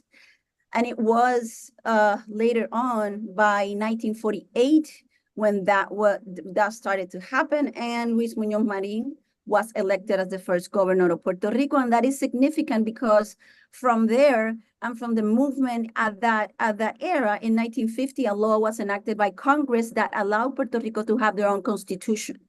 And having their own constitution was a step towards maybe smoothing the movements for liberation that were happening from in the moment Spain was the colonizer. In 1868 was the first movement, El Grito de Lares, and then later on, El Grito de Jayuya. So there has been numerous times in which the independent movement in Puerto Rico have strived to act and to achieve independence. Aside from that, it's also important to note that because we had constitution that was enacted in 1952, the narrative from the state was that Puerto Rico was as a Commonwealth, which is translated in Spanish, Estado, which is a state, libre, free, and associated. So the narrative was for many of the population that we were self-governing, and that narrative got pushed consistently across all political lines. Another important thing is that Puerto Rico has undergone 1, 2, 3, maybe six referendums. The first one being in 1967, so they could and we could determine our own future. Another one in 1993, another one in 1998, another one in 2012, another one in 2017, and the last one in 2020. These referendums consistently has been used by the main political parties on the island, be as the PNP, which is the blue party, or the PPD, which is the red party, to assert dominance over the population. These referendums consistently have included an independence option, an option to the current state, which is the Commonwealth or Estado Libre Asociado, have included the admission to the Union of the United States, which the pro-statehood party, and more recently, the free association, which has been pushed by many factions, and particularly a faction between the Partido Popular, which is the PNP party. So other peers within the Caribbean has also asked, how is it that Puerto Rico has been striving for independence and is part of the United States and is consistently using Spanish? My first language is Spanish. And for most likely 95% of the population in Puerto Rico, the first language is also Spanish. Spanish became from the language of our first colonial power. When we transitioned and after the invasion of the United States, Spanish became the language of the resistance, the language of the political resistance, specifically the resistance that was trying to strive for independence. So then a colonial language changes and strives and becomes a language of resistance. The United States in 1902 changes the Spanish language into English, forces the Puerto Rican to change their language, brings teachers, male, female teachers from the United States to teach in Puerto Rico. And for some years, the resistance continues. And after some years of resistance, so 30 years, Puerto Ricans decide that they want to go back, and the Congress allows that to happen. While that is happening, the Constitution is underway. The Constitution is ratified in 1952, and that brings us to where we are today in Puerto Rico. There's something very significant, and an event that is significant and that brings us closer to where we are today, and that is a case that happened in 2016. And this is important to mention because, again, the narrative from the state has been that we are not like other nations in the Caribbean. We are not like other territories. And because we had a ratified constitution, the myth was that we were as independent enough, and that triggered education. That became the narrative of the dominant party on the island. And then this case comes in 2016. And this case, and let me refer to it specifically, this case happened in 2016, and it's called, has called a change in the narrative even from the state. This case is Puerto Rico versus Sanchez Valle, 579 US 2016. And this was a criminal case and came before the Supreme Court in the United States, which considered whether Puerto Rico and the federal government of the United States were separate. And and if a sovereign for the purpose of double jeopardy. This is a criminal case where the parties are arguing whether double jeopardy applies if Puerto Rico is part of the United States and as an unincorporated territory, or if it's a sovereign country, since it has their own, we have our own constitution. I think there's someone that has their microphone on. Is that all possible that we can mute it? Be great. Everybody be muted. Hi, Ms. McCann. Okay, thank you.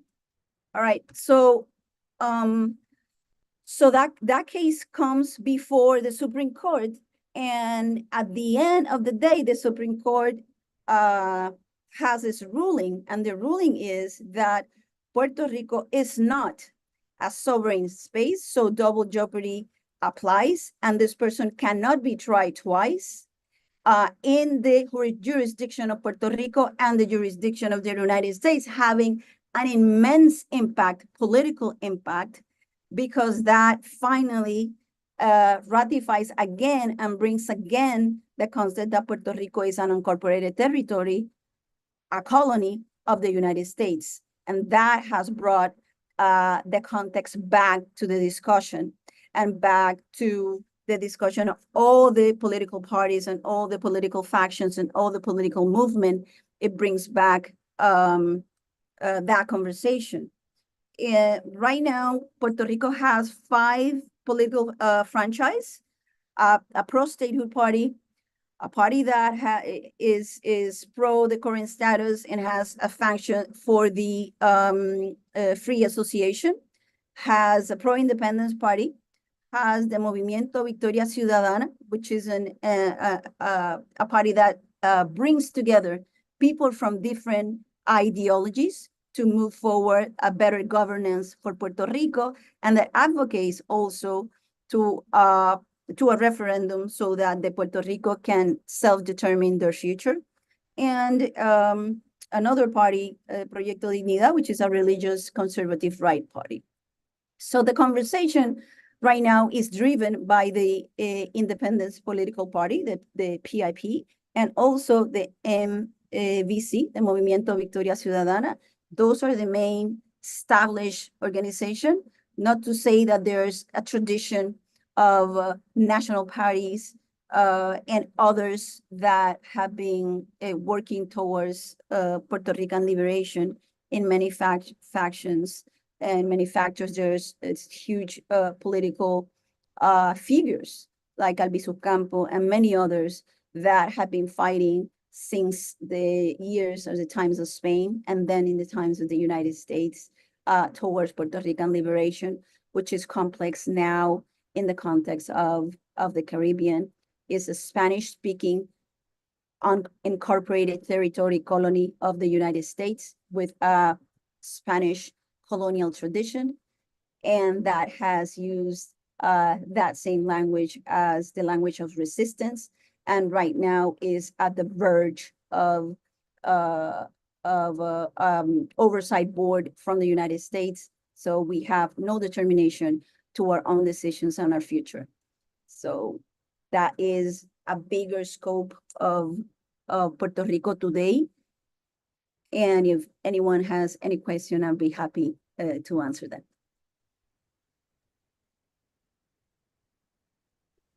Thank you, Sister Chapman Rivera. And colleagues, just formulate your questions or comments as we listen to our third panelist, Honorable Special Envoy of the British Virgin Islands, Benito Wheatley. Benito, you have the floor.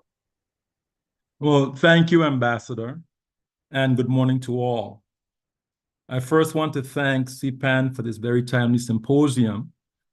The first panel was very interesting and enlightening. And of course, the previous 2 panelists on this panel were very good.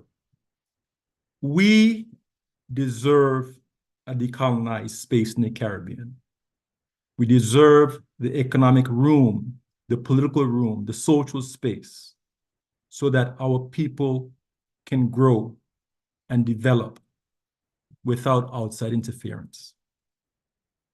In the British Virgin Islands, we see ourselves on the forefront of that agenda because of the recent and ongoing circumstances that we face. There has been a political awakening in the islands after a series of crises, including the 2017 hurricanes, United Kingdom pressures on our financial services industry, and a UK-backed Commission of Inquiry into governance of the territory. We have faced the harsh reality that, in fact, we are not decolonized, as some in the society had previously thought. The elements of democratic governance in our political system and the modern partnership with the UK that was supposed to make the relationship more progressive all gave the illusion of decolonization. However, the pressure on our financial services industry and the Commission of Inquiry demonstrated that ultimately the UK retains unilateral authority over the BVI as the metropolitan power. Our current stage of decolonization features elements of democratic governance, but there is a democratic deficit between the BVI and the UK. Colonialism underlines the relationship. The BVI's political leadership has been clear on this problem. The democratic deficit must be closed. The island's current overseas territory status is temporary and transitional until we can determine a final political status for ourselves. Toward this end, a number of steps have been taken toward full decolonization. First, we commissioned a self-governance assessment by independent governance expert Dr. Carlisle Corbin, who you heard from earlier. That report clearly showed that for decades, we have successfully managed our own economy, public finances, healthcare system, and education system. We have received no budgetary support from the UK in 45 years, and we continue to be financially self-sufficient. We also have demonstrated that we can successfully represent ourselves in the international arena. This leads me to the second step that we have taken. We have successfully engaged the UN system through the established decolonization framework based on our right to self-determination in the UN Charter. Through the UN's decolonization framework, we have continued to make representation to the UN on the progress of decolonization in the islands. We are very pleased that at our request, the UN Special Committee on Decolonization will dispatch this year a visiting mission to the islands to assess the situation on the ground for themselves. If there was any doubt about whether or not the BVI is serious about decolonization, this demonstrates that we are. The UN system has given us a greater voice, recognition, and legitimacy as we pursue a full measure of self-government. Importantly, the UN system has also provided the BVI and the independent nations of the Caribbean with a platform to encourage greater accountability by the UK in their relationship with us, particularly in terms of respecting our human rights. We want the UK to observe its obligations as the administering power.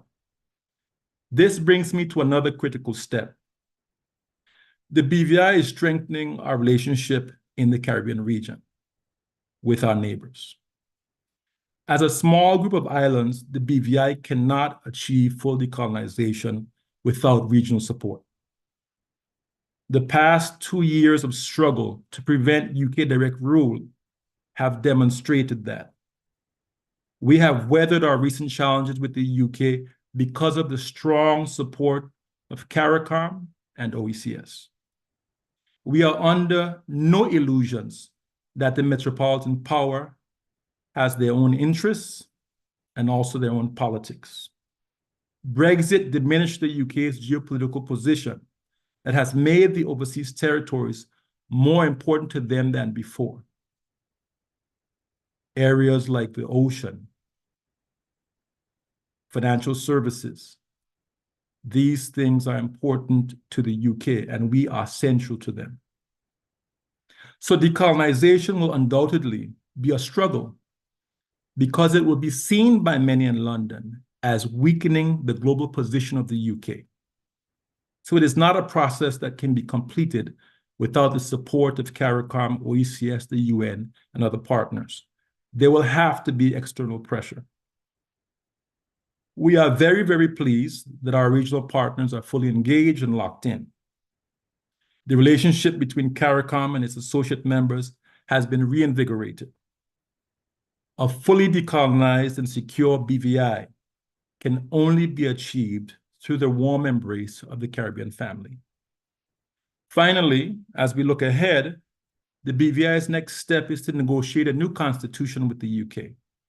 We need a constitution that gives us an official preparatory status for full decolonization. You will recall that several Caribbean nations were given associated statehood status in the 1970s and 1980s. However, the UK took this off the table in the late 80s. We are petitioning for it to be reinstated with modifications. Internally, we are undertaking governance reforms to strengthen our institutions and systems of government for greater self-determination. Ideally, the BVI should hold a referendum on a final political status within a decade that will fully decolonize the islands and complete the self-determination process. The support that we now require is in building the knowledge and awareness of our people on our current status, our rights as a people, and what full decolonization means. We need discussions, workshops, conferences, symposiums such as this, articles, books, documentaries, podcasts, and so on. Materials on this subject are sorely lacking today. Academics can support this kind of work. My colleague, Mrs. Shana Smith Archer, is on this call, who has done a great deal of work in educating the BVI public and other overseas territories on these matters. I encourage anyone who is interested to listen to her programs online. You can search the internet for Umoja and Territories Talk. In closing, Mr. Moderator, I want to encourage everyone to continue working to ensure that decolonization of the non-independent Caribbean remains on the regional agenda and gains more recognition. We deserve a decolonized space to grow and develop. I thank you. Thank you so very much, Benito, for such a clear and well-structured presentation. So, brothers and sisters, we have heard all three panelists. Feel free to put up your hands, to pose questions, to make comments. Perhaps I could just start the ball rolling with our sister Olga Chapman Rivera. I'm just wondering, you would have heard Dr. Wheatley make the point about how critical it was that the British Virgin Islands had a relationship with the rest of the Caribbean, with CARICOM and with the Organization of Eastern Caribbean States, that gave them the strength and the solidarity to be able to hold the United Kingdom at bay. I'm wondering whether there's not a good case to be made for Puerto Rico, and particularly for the pro-independence organizations of Puerto Rico, to make a more deliberate outreach to the rest of the Caribbean, and to build that kind of relationship. Because truth be told, those of us in the Eastern and Southern Caribbean, we don't have much consciousness of Puerto Rico as a Caribbean territory. So I just like to throw that out. Maybe having heard Benito and having heard Dr. Corbin, who also stressed this very methodical approach, you could respond to that. Thanks. Yes, absolutely. Absolutely. Puerto Rico has been intentionally disconnected from our brothers and sisters from the Caribbean, intentionally, politically, and so forth. I believe that we have been working consistently to reconnect those ties, not only through Afro descendants, which is something that we're doing consistently and connecting with particularly the U.S. Virgin Islands, St. Croix and St. Thomas, and particularly for my ancestor come from St. Kitts and Nevis that traveled from St. Kitts to Puerto Rico some last century. But also in Puerto Rico specifically, the awareness of that connection and the power of that connection. That is not new, that we knew that the fighters for freedom in Puerto Rico were fighting for that Antillean connection, right? Between the bigger islands, particularly Cuba and the Hispaniola, Haiti and Dominican Republic and Puerto Rico. But we now know, and we are consistently striving for connection in Afro network, and not only in Afro network, but a general Caribbean network that would support the movement for Puerto Rico for self-determination. That is something that is being worked not only politically, but also in the civil society and socially as well, and through the community of art and cultural workers. So to your answer, yes, absolutely. That is something that we're working on, and we have started. Dr. Chen, that is one of our colleague and respected, very respected collaborator in that endeavor.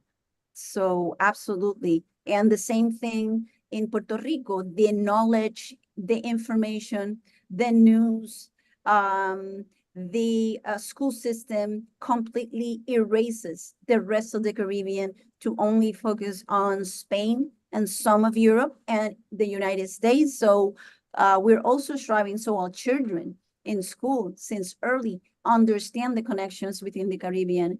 And that is something that we're also working on so that we can have a deeper connection and a deeper solidarity and efforts of action.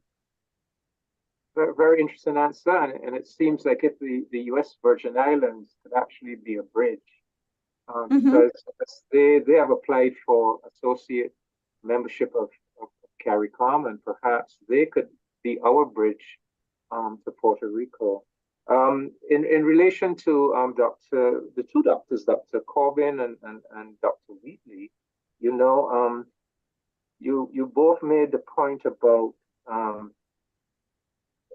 Dr. Wheatley was saying that Brexit has made the overseas territories more important to the UK than ever before, and hence their determination to hold on to those territories. And Dr. Corbin was making the point about the fact that there's been this paralysis in the decolonization process, this pause in the decolonization process, and instead a dependency legitimization being put in train rather than the previous movement towards decolonization. And the question I would like to put to both of you gentlemen is, you know, the initial decolonization process, certainly in the English-speaking Caribbean, was based on the forcefulness of the demand for independence coming from our populations, you know, back in the 1940s, 50s, 60s. Would you say that if you had a solidified public opinion in the currently existing non-independent territories, rather than a fractured, a solidified public opinion in favor of decolonization and independence. Would your assessment be that that would be sufficient to carry the day? That in spite of what the British authorities feel about because of Brexit wanting to hold on to territories, or even the Dutch, because we see the Dutch seemingly in a new relationship with the United States and a new resolve to pause any movement towards decolonization. And we know France has evinced that attitude for a long time now, of holding on to these territories. But can they withstand a truly unified strong public opinion making the demand? Dr. Wheatley and Dr. Corbin. Dr. Corbin, perhaps you can lead off. Well, thank you. I think the issue of bringing together a critical mass of awareness is directly related to the question of education and information. And there's a lot of misinformation about what constitutes the full measure of self-government. This is where the decolonization, legitimization process enters in.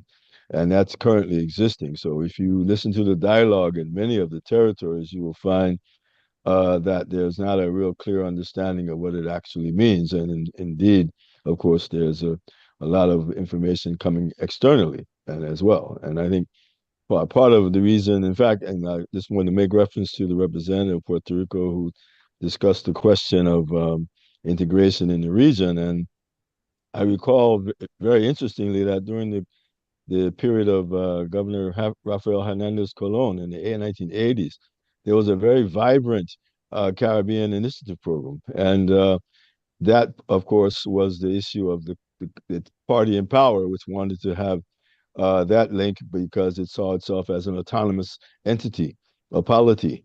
Whereas when the pro-integrationist party is in power, which is what has been the case for some time, they have no interest whatsoever in regional affairs, as indicated. And so, interestingly, I have my own experiences of that during my during the time I was Minister of State, where the Puerto Rico government actually of the pro-statehood party actually sought to dissuade the U.S. Virgin Islands from moving forward in terms of its regional interaction.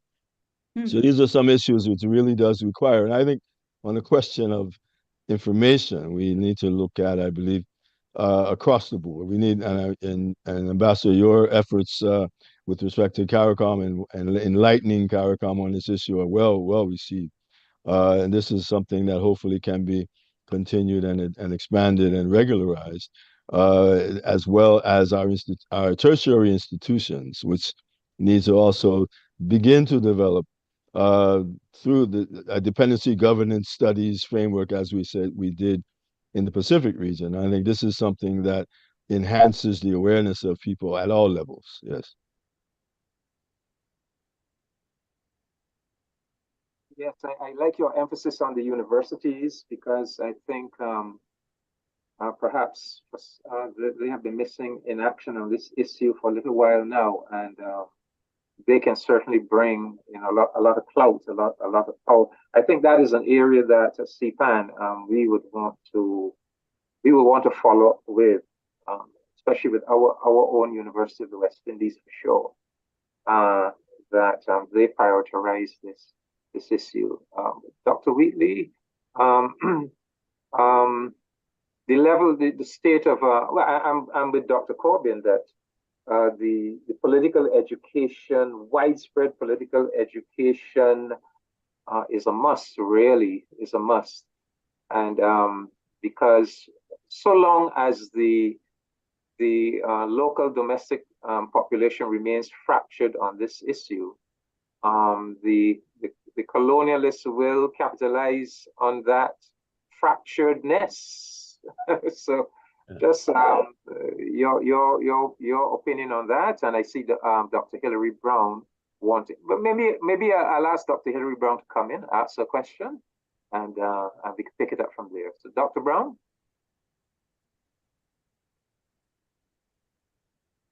Oops.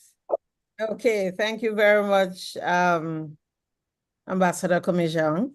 And let me first say congratulations to CPAN for arranging this forum. It has been very enlightening so far. And let me thank this panel and the panel before. And very quickly raise two questions. The first one is sort of building on what Dr. Corbin spoke to. He spoke about the United Nations and the listing of certain countries in the region and not others, colonized countries across the world. So I wondered if Dr. Corbin could expand a little bit more on that, on the politics of that list, why the list is constituted the way it is, how do you change that listing? That's one. And then I was following on is it Ambassador Benito's insights, because one of the questions that I had as I was listening to everybody is, well, what is in it for the colonizers? Why do they continue to hold on to countries in the region?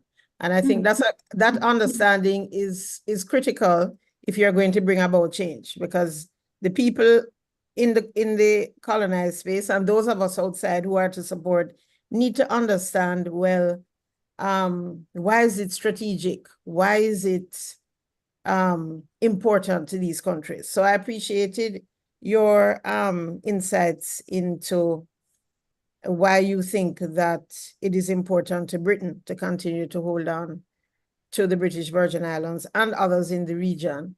And so I would love to hear more about that from our panelists from Puerto Rico, perspectives from Dr. Corbin, from all of you really, as to what is in it. Why do they persist in 2024 to continue to hold on to colonies in this region and to endorse that view that we have a right to having a decolonized space? So thank you. Okay, panelists, so each one of you can have a go at it, and that will wind up this panel. So perhaps we haven't heard Benito yet. So okay, I see one other person wanting to ask a question. So let's take this question very quickly, and I'll ask the questioner to keep it concise, and then we can have a response from each of the panelists, starting with Benito. Mr. Danley Clive Ebanks, come in, please. Greetings, royal greetings. I am addressing you from the Kingdom of Judah in America, Honorable King from the Kingdom of Judah in America. Our only objective is to gather the slave children so we can be able to prepare them for reparation and also repatriation. I was born in the Caribbean, the island of Honduras, a place that much people don't know nothing about. Honduras now is part of the CELAC, the Caribbean, and also what they call Latin America Organization, Economic Organization.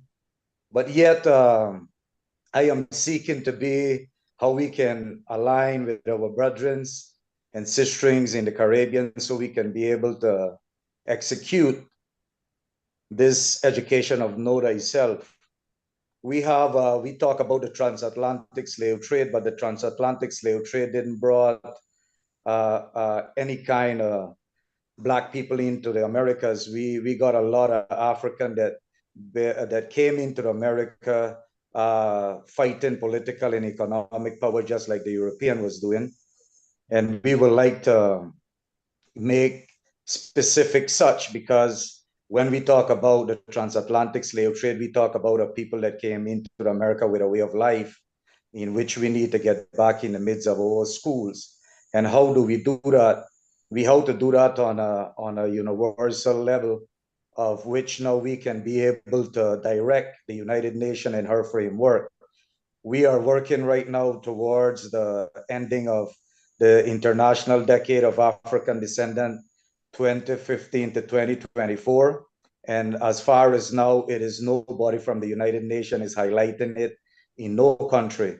So if the CARICOM is there, the CARICOM have to look in deeply in observing, promoting, and also protecting universal right over the United Nations. You can't wait for a resident coordinator from the United Nations, nor the High Commissioner from the United Nations to act towards when it's our program or whatever universal law that is of our interest. So I would like for us to look into those point of having the Caribbean island of Honduras also inscribed in the CARICOM and be able to join hand, especially in the area of education, which is a priority for us. We give thanks. Yes, my brother. Thank you. And Honduras does connect with us through the Association of Caribbean States. And we can, yes, but we obviously need to get closer. We don't know. We are members of that association, but I don't think there's enough of a people-to-people relationship with the territories of this part of the Caribbean. So that's something that we will bear in mind. We at CPAN will have a look at that. But I invite the panelists now just to come in with their closing comments for this panel. Okay, thank you, Ambassador. And I'll just make a few quick points. First, information is key. Dr. Corbin mentioned the issue of awareness and so on of our status, current status, and the options available to us. Dr. Corbin has the best work available on this issue for today, the modern situation. So I recommend that anyone that has interest or wants more information, please read his work. He's been a mentor to me, and I can vouch for the work that he's done. To the situation in the British overseas territories, at least, has been one where people have been lulled to sleep. They've been lulled to sleep because we've been giving a few democratic rights within our political system. You are able to elect your representatives to a parliament. You're able to have a premier and so on. So this has given the illusion that somehow decolonization has taken place. So the public is really the public in these places is not really up to speed on what the current situation is. So a lot of work has to be done to educate them on the current situation and raise awareness. Now, in the BVI, we have had crises, as I mentioned, that has woken us up, right? The hurricanes in 2017, the UK did not provide direct budgetary support to assist us in rebuilding. They didn't do it. We had to take loans. So when it came to their own interests, they did the bare minimum. I mean, we're glad that they came and brought ships and all of that. But the public could see that the UK really wasn't prepared to step up and help with the rebuilding. The financial services industry is what makes us financially self-sufficient. It accounts for 65% of government revenue. The UK has wanted to diminish that industry, which would undermine our financial self-sufficiency. So those two things, and of course, the attempt at direct rule 2 years ago, the public could clearly see, actually, this is not the modern partnership that was described. Here you have a metropolitan power that when they feel ready to do it, they will pull the trigger and try to impose direct rule. It's only because of CARICOM and the UN that it didn't happen. So we have to do a lot of work to help the people of the territories along in understanding where they are, to wake them up from their slumber and recognize that a modern partnership is not full freedom. Full freedom means being fully decolonized, politically, economically, socially, and otherwise. And that's what we have to work towards. So just like to commend CPAN again for organizing this symposium. Ambassador, I'd like to call on CPAN to help with the organization of a full conference. We need a comprehensive decolonization conference where we look at these issues in greater detail and prepare the materials that are needed coming out of it so that the public has access to information. That is key. And once the public is behind the push, and this is to your earlier question, Ambassador, once the public is in a better position and understands then you will have a higher percentage of people supporting the full decolonization process. In the BVI, we are fortunate that we have a political party and a government that sees clearly that this is where we need to go. And we're going to try to provide leadership to the public in going in that direction. But we need more information. And that conference, hopefully supported by the University of West Indies, needs to happen sooner than later. So thank you very much for giving me the opportunity to participate. It's been a pleasure. Thank you. Dr. Corbin? Yes, just maybe I should make reference to the question that was brought by Dr. Brown in relation to the inscription of territories on the UN list. The issue, of course, is a very political one. Most of the territories that were removed during the period prior to 1960, as I earlier mentioned. In the case of the French territories, they were removed unilaterally without a resolution of the General Assembly. Subsequently, the General Assembly endorsed in a resolution the requirement that any territory that is to be removed must be performed through a resolution of the General Assembly. So that is the case we are today. But those that were removed are in the periphery because there's no formal mechanism to put them back on the list. However, they can go back on the list by way of a resolution of the United Nations General Assembly. Now, it's only happened 3 times in the history of the United Nations, the last one of which was French Polynesia, which I had some involvement with respect to assisting in the lobbying and the educational program, and subsequently the resolution, which was endorsed very much importantly by the Pacific countries, and that made a very strong difference. So any initiative with regards to the Caribbean territories would, by nature of how the UN works in the regional context, having a very strong support by the region and from the region. And this is an important element. But thank you very much for the opportunity to be with you, and look forward to further discussions. Thank you. And Chapman Rivera, I guess Puerto Rico is obviously not on the list. Is that something? Puerto Rico is obviously, yeah. No, I'm sorry. Go ahead. No, is that something you'd like to see corrected, a campaign to get Puerto Rico on the list? Many individuals, institutions, and political and civil organizations have been fighting for this consistently since the 60s to get Puerto Rico on the list. We have been part of UN conversations. Obviously, we are not a sovereign country, so we don't get, in many instances, we have to fight and to get to be part of the conversation. And that is something that we have consistently done in New York, in Geneva, and in other places where the UN has had convenings.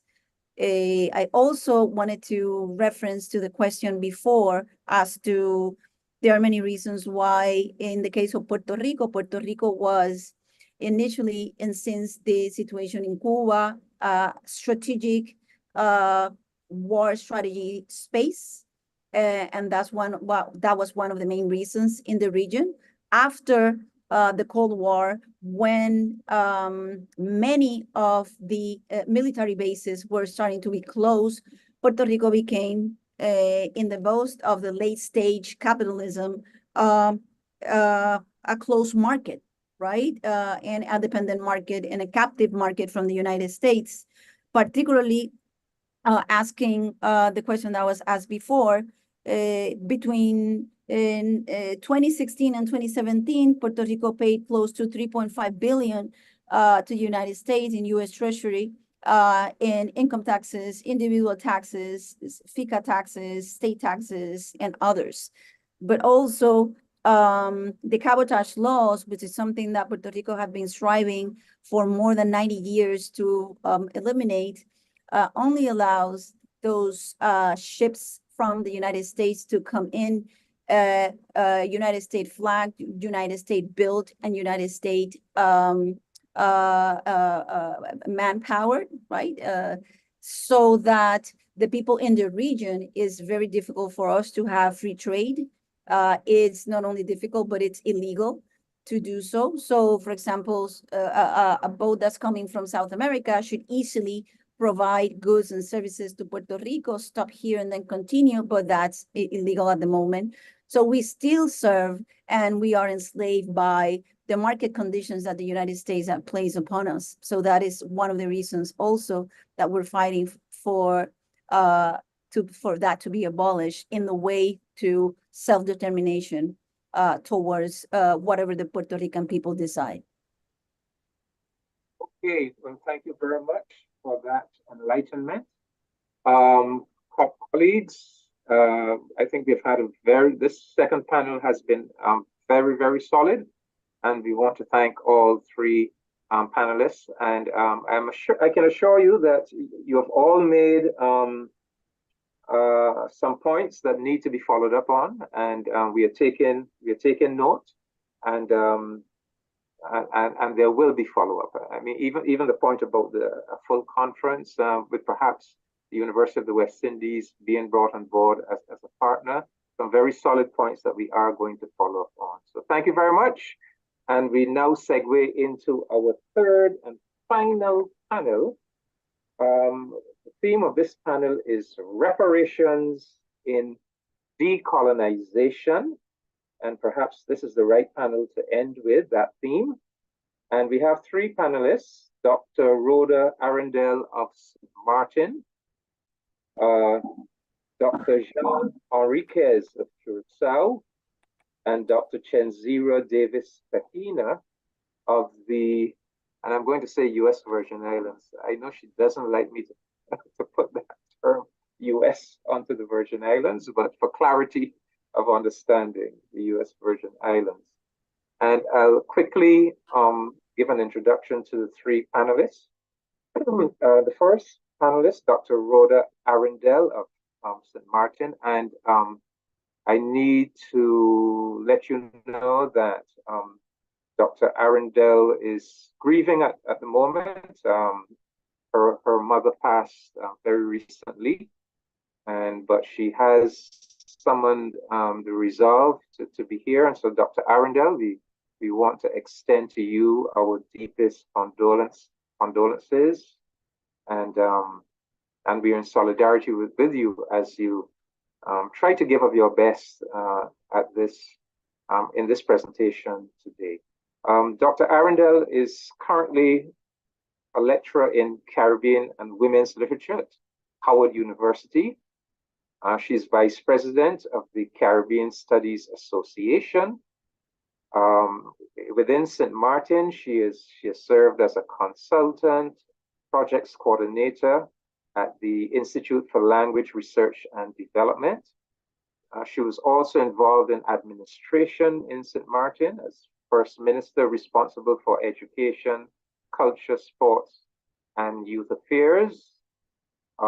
She's been a senior freelance editor at the House of Nahisi Publishers, that's associated with Lasana Sekou, very famous publishing house. She's been a full-time activist for St. Martin, especially in the areas of youth, cultural preservation, independence, and reparations. And she is the author of several books, including Language, Culture, and Identity in St. Martin. She also features very prominently on radio programs in St. Martin. So that's our sister, Dr. Rhoda Arundel. Our best wishes go out to you. Dr. Jean Enriquez of Curacao is an Afro-Curaçaoan educator, historian, and activist. She has published articles and made videos to explore the history and impact of colonialism on her Curacao community.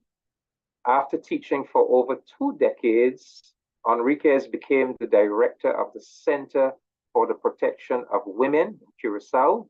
She worked to alleviate domestic violence and provide educational and employment training for low-income women. She has also worked with the Museum Tula in Curacao to develop materials to reclaim the history of Afro-Curaçaoans and the African diaspora. She was awarded the Cross of Merit from the government of Curacao for her activism for women and the Afro-Curaçaoan communities. And I need to say that between 1984 and 1989, Jean taught at the Teachers Training School in Willemstad in Curacao, where she was influenced by our departed sister, great sister, member of CPAN, Jocelyn Clemencia. And Jean wrote several articles during this time on the relationship of the island of Curacao to the Kingdom of the Netherlands. Our third panelist is affectionately known as Dr. Chen. Dr. Chen Zira Davis Kahina is a co-founding director of PERANC, the House of Life, and the PERANC University Institute, supporting culture, health, arts, technology, and spirituality for life, inspiration, freedom, and education. Dr. Chen is the CEO of AST Speaks Consultancy. She was the inaugural director of the Virgin Islands Caribbean Cultural Center at the University of the Virgin Islands, and producer, director, writer, narrator of the ethno-documentary Queens of the Virgins. Dr. Chen's academic and intellectual research journeys include Rutgers, Pepperdine, UC San Diego, International University of Natural Sciences, with certifications from other global institutions. Dr. Chen works collaboratively with interdisciplinary socioeconomic focused Caribbean-centered organizations and global alliances, inclusive of the Caribbean Pan-African Network, CARICOM, Reparations Commission, African Queen Mother Warriors, and the Virgin Islands Architecture Center for Built Heritage and Crafts. Currently, she is professor with the University of the Virgin Islands College of Liberal Arts and Social Sciences. So, to tackle the all-important subject of reparations in decolonization, we now call upon Dr. Rhoda Arundel to lead off. All right, greetings, Dr. David Commission, and thanks for those beautiful words, and especially words of condolences. My family and I, we appreciate those words and strength and prayers coming from our brothers and sisters in the region. I want to begin also by offering greetings on this important gathering of the family, but especially on this special observance following the International Day of the Remembrance of the Victims of Slavery and the transatlantic slave trade. So permit me to start my contribution by thanking the organizers and the members of CPAN for this platform to engage actively in the discourse about our people's future. We acknowledge and give thanks for this special space because civil society groups have a space beyond our borders to give us a voice on the realities on the ground living under colonial administrations. And so each and every opportunity I get, I remind folks that I live in a colony, 37 square miles of paradise in the Caribbean, occupied by the Netherlands and France. And to address the theme of this panel, I come to you as the founding member and president of One St. Martin, AKA One SXM Association, where I get to work with a pro-independence group of dynamic and passionate youngsters that remain committed to social, cultural, educational, and economic upliftment of the St. Martin people. In our 3 years of existence, the 1SXM, we execute our objectives through lectures, letters, articles, school visits, meetings with political factions, presentations in parliaments, rallies, campaigns, a weekly radio program, which you referenced earlier, membership in CRC, and even TikTok videos. So I take note of the comments earlier about the need to educate the population. And we in St. Martin and One SXM, we feel that it's part of our mandate to be part of that educational platform And also, we partner with other similar organizations that you've mentioned, House of Nehesi and Conscious Lyrics Foundation, and any others, you know, Culture Time Radio program, which you just referenced, that promote the oneness of our islands, the pro-independence and youth empowerment work that we do. That's our scope of work. And so while our work spans the entire 37 square miles of our beloved Rock in the Sea, today's presentation will focus a little more on the southern 16 square miles, which are occupied by the Dutch. But I'd be happy to answer any questions related to the 21 northern territory occupied by the French. As of October 10, 2010, rather than become a more self-sustaining people, the St. Martin people, we have been experiencing more direct interference by the representative of the Dutch state in our daily affairs, and oftentimes under the guise of different intentions to help. And I've heard reference to hurricane in 2017, and we had a very similar situation with hurricane relief following Hurricane Irma in 2017, with conditions that have now left us with a World Bank office in St. Martin, another office, which I call a parallel government structure called the National Recovery Planning Bureau, which will be in place until 2028, orchestrating projects that funnel funds back into organizations and accounts in the Netherlands, other parts of Europe, and the United States of America. We've seen guises like COVID relief in the forms of loans, where our people are now beholden to the Netherlands, and loans which future generations of St. Martiners are now saddled with. And possibly preempting a similar move that we just heard about with the British Virgin Islands, what we see in St. Martin are also our elected officials being paraded at United Nations meetings to showcase to the world that all is well within the Kingdom of the Netherlands. Meanwhile, a great portion of our population do not want to be to remain within the Kingdom of the Netherlands, preferring instead to forge alliances with the Caribbean family, integrating into bodies like CARICOM, OECS, possibly OAS, just to name a few. And not just because of our historical and cultural heritage, but more so because we are convinced that we share a common future with a collective destiny. And we believe that that's the road that our island and our representatives should be taking. More on that later. So when the Dutch apologized in 2022 by the Dutch Prime Minister, and in 2023 again by the Dutch King, those apologies, we believe, were made more along the lines of let's forget and move on, and let's make the kingdom better, as opposed to the conversation that we've been asking for related to reparations. And so while there are times semblances of recognition that these islands are underdeveloped as a consequence of slavery and colonialism, there is no acknowledgement by the Dutch state of the magnitude and the responsibility that the Netherlands has, not only to make restitution along the lines of the reparatory justice framework, but there is no attempt to move these islands towards full self-sustainability or self-reliance, but to make them more reliant on both the Netherlands and France. And I've heard reference to that earlier today as well.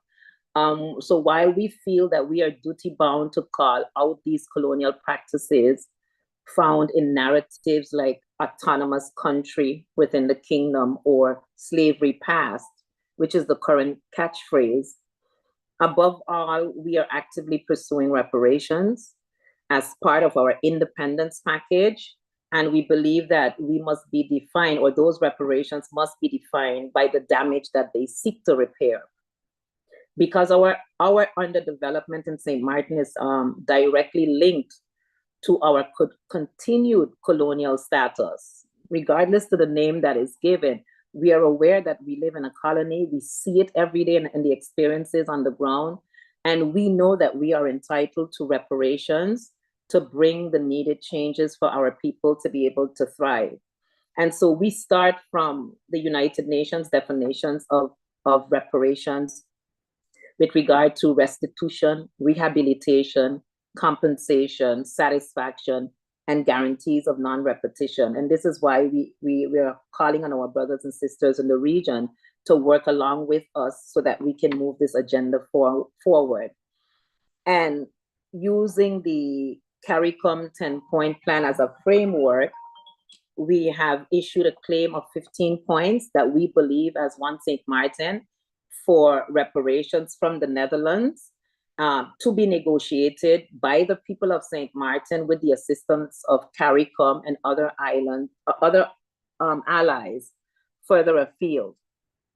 One of our first point is was the full and formal apology, which was rendered, but during both those discussions of an apology by the Dutch government, it was said that there will be no discussion of reparations. And so we have said that we have not yet accepted that as a full and formal apology because there was a clear statement that there would be no discussion of reparations.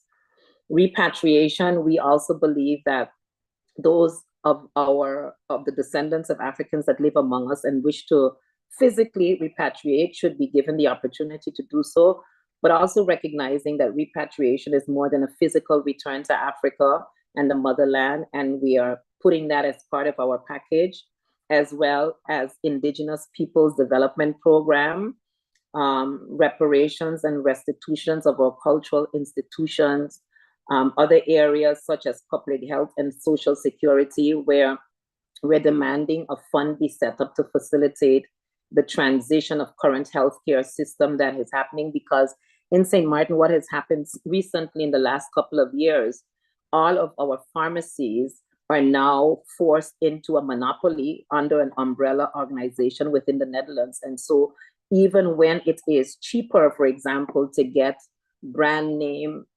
pharmaceuticals from places like the United States, we are forced to use generic pharmaceuticals from these pharmacies within the Netherlands. And that's something that has just happened within the last couple of years since 10-10-10. Illiteracy eradication, we're demanding an illiteracy eradication fund to overhaul the current education system, which has left our people empowered, but continues to empower people from the colonial state, because now a lot of the jobs that are required on the island, we are seeing policies developed where if you don't speak Dutch, or if you do not, if you cannot, ads are being placed in a newspaper for positions in government, but in the Dutch language, and thereby excluding a number of our people from these opportunities as well. I'm glad higher education was mentioned earlier, because we also are demanding the compensation for a modern state-of-the-art public national university, but is going to provide a world-class post-secondary education for St. Martin using a different model than the colonial one that is used currently on island, or to funnel our students, our graduates, to the Netherlands and to France.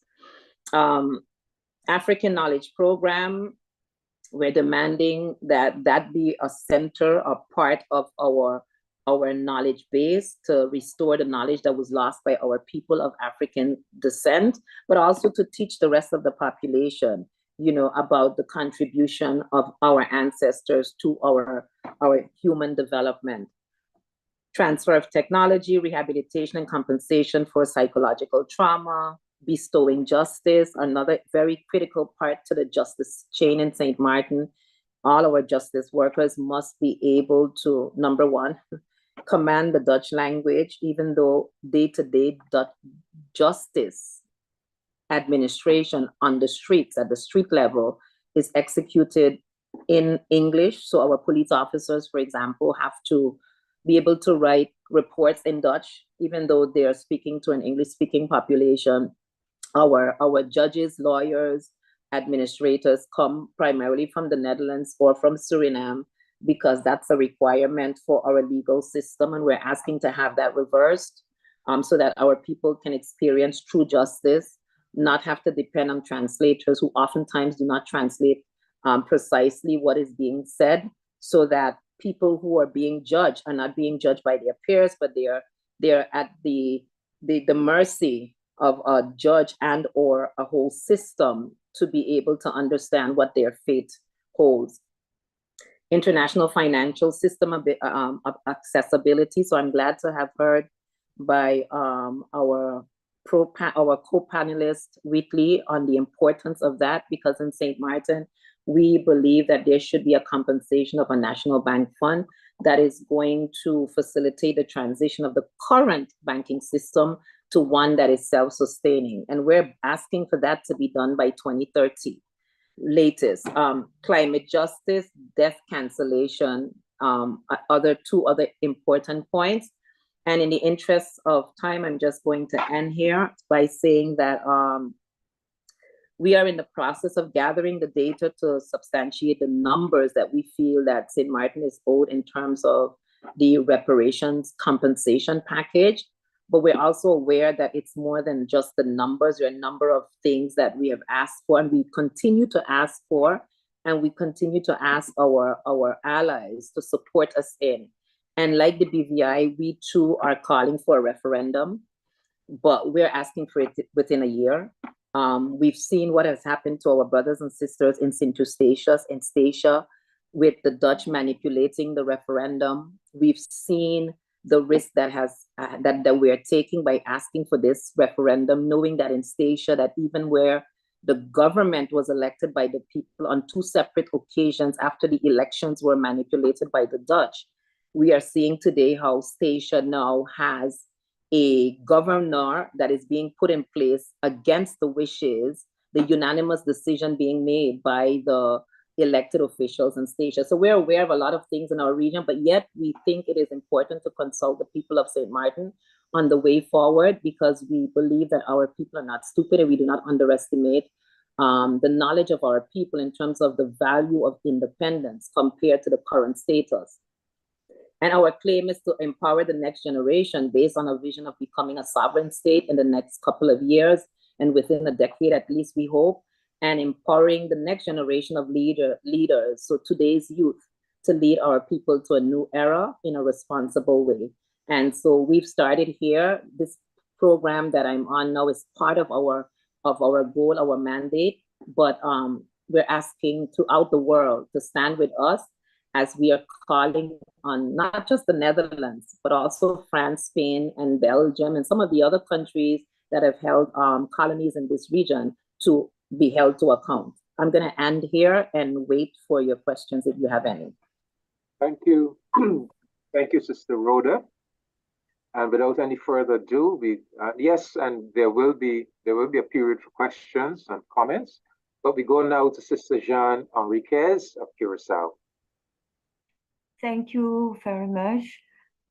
Before I start my part, I want also to give my condolences to Dr. Arindal, and all the best for you and your family.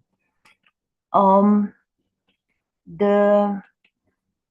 gratitude goes out to the board of CPAN for organizing this meeting by putting the political issue of the non-independent territories on the political agenda. And I have tried to take the points that the symposium wants to answer, like what are the public challenges affecting non-independent Caribbean territories. And I want to start there, and by saying that in my perception, the major challenges affecting Curacao are the fear of independence due to little knowledge of our own history and culture.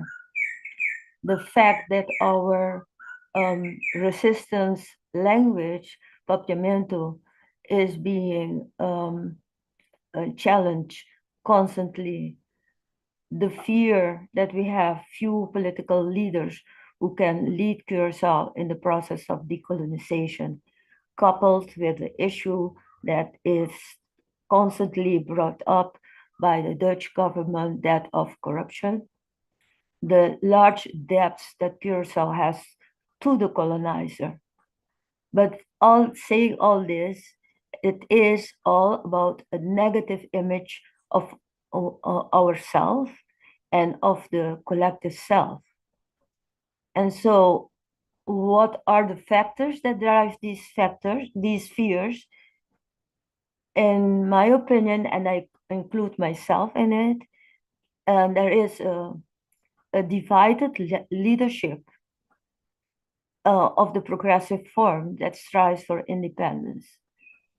And the division within our leadership is because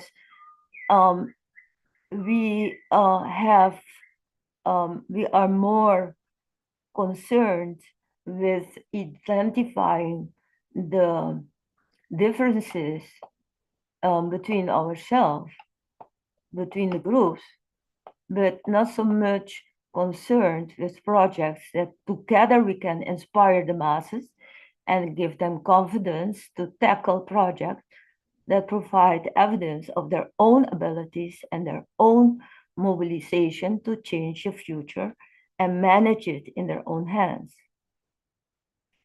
And we have also, in my perception, also some scientific ignorance of the concrete answers of the masses, of the people, to find solution to their economic problems. But I dare to say that we ourselves as political leaders do have also our own fear, and that hinders also the process.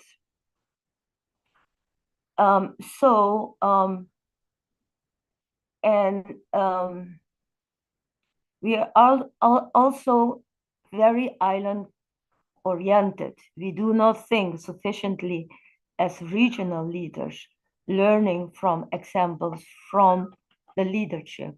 So I think one of the questions that we must ask ourselves, what is the self-criticism that we have to do ourselves, by asking ourselves how it is that in the 21st century, we still are not independent. And so the question is, how can we change this process so that the challenges become opportunities to stimulate the decolonization process? And in my opinion, we have to work on different fronts simultaneously. This means that we need a strategic, also regional plan. So in my perception, it means also creating a front of like-minded people in the process of decolonization, despite the fact that there are political differences in thinking about the how and the why. We need to decolonize, we need to have one or three aspects, points that we all agree on that has to be tackled. Another aspect that is very, in my opinion, imperative are production projects in various areas that has to be started and with shared leadership of young people and adult people. These projects must prove that we can lead ourselves on all these fronts, especially in the field of food production. These examples will also give confidence to our own people. Another very important aspect is the mobilization to gain knowledge about our own history and culture. The role of museum is instrumental in this endeavor, together with the challenges that we need to make within the school system. In my perception, we have to change the whole school system that is very Eurocentric. We will have to create leaders, not only among the young, but also among the elderly. After all, the percentage of elderly people is the largest in Curacao. We will have to turn our face towards the Caribbean and join various regional organizations such as CPAN, CARICOM, but also with Latin America. It becomes necessary that we, as small nations that are still colonies, get to know each other and work together. We have a lot in common and can therefore learn from each other in the process of gaining our independence. So I hope that one of the results of this meeting is the setting up of a committee of leaders from the non-independent territories that will support each other and have a joint voice towards the colonizers within the framework of a political, a regional identity. Finally, we will have to include reparations within the decolonizing process, including the healing process of the internal aspects of reparation. If we want to give the population courage and confidence in a good future for us and our descendants, we will have to simultaneously place our package of reparatory demands on the table within the negotiation with the colonizer. It is a romantic idea to say that we must first be independent and only then we can sit at the table with the colonizer. I emphasize once again that we have to carry out the decolonization process in all fronts simultaneously based on a strategic plan. If we are unable to do so, it means that we are doomed, in my perception, to lose.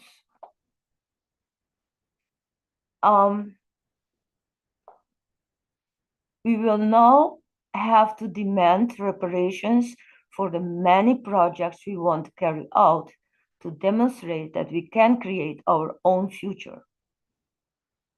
On this front, on reparation, we have to work together with the rest of the Caribbean, especially as non-independent territories. We now need the financial resources to set up and carry out production projects. The conditions for receiving and carrying out of these projects of reparation, we will be setting up, in my perception, we will have to set it up together with CARICOM. And we will have to indicate what priorities we have on our political agenda on the basis of research done on each island of the non-independent territories. And one of the priorities will be the agriculture and livestock project, because we will have to produce our own food and start up many micro enterprises, particularly working with co-op systems. All these projects will have to be carried out by our own political leaders who have been schooled based on our own political agenda, and it should also be a regional agenda. We have no time to lose. Finally, as a president of the National Commission on Decolonization, Emancipation, and Reparation in Curacao, I hope that this meeting will lead to a political agenda of cooperation between the non-independent territories.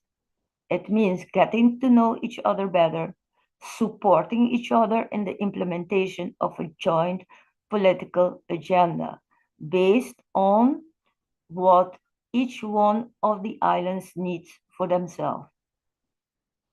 Together with the support of CARICOM, it means sitting at the table with the colonizers in the field of reparation, and based on research and development projects for sustainable development on the path to independence.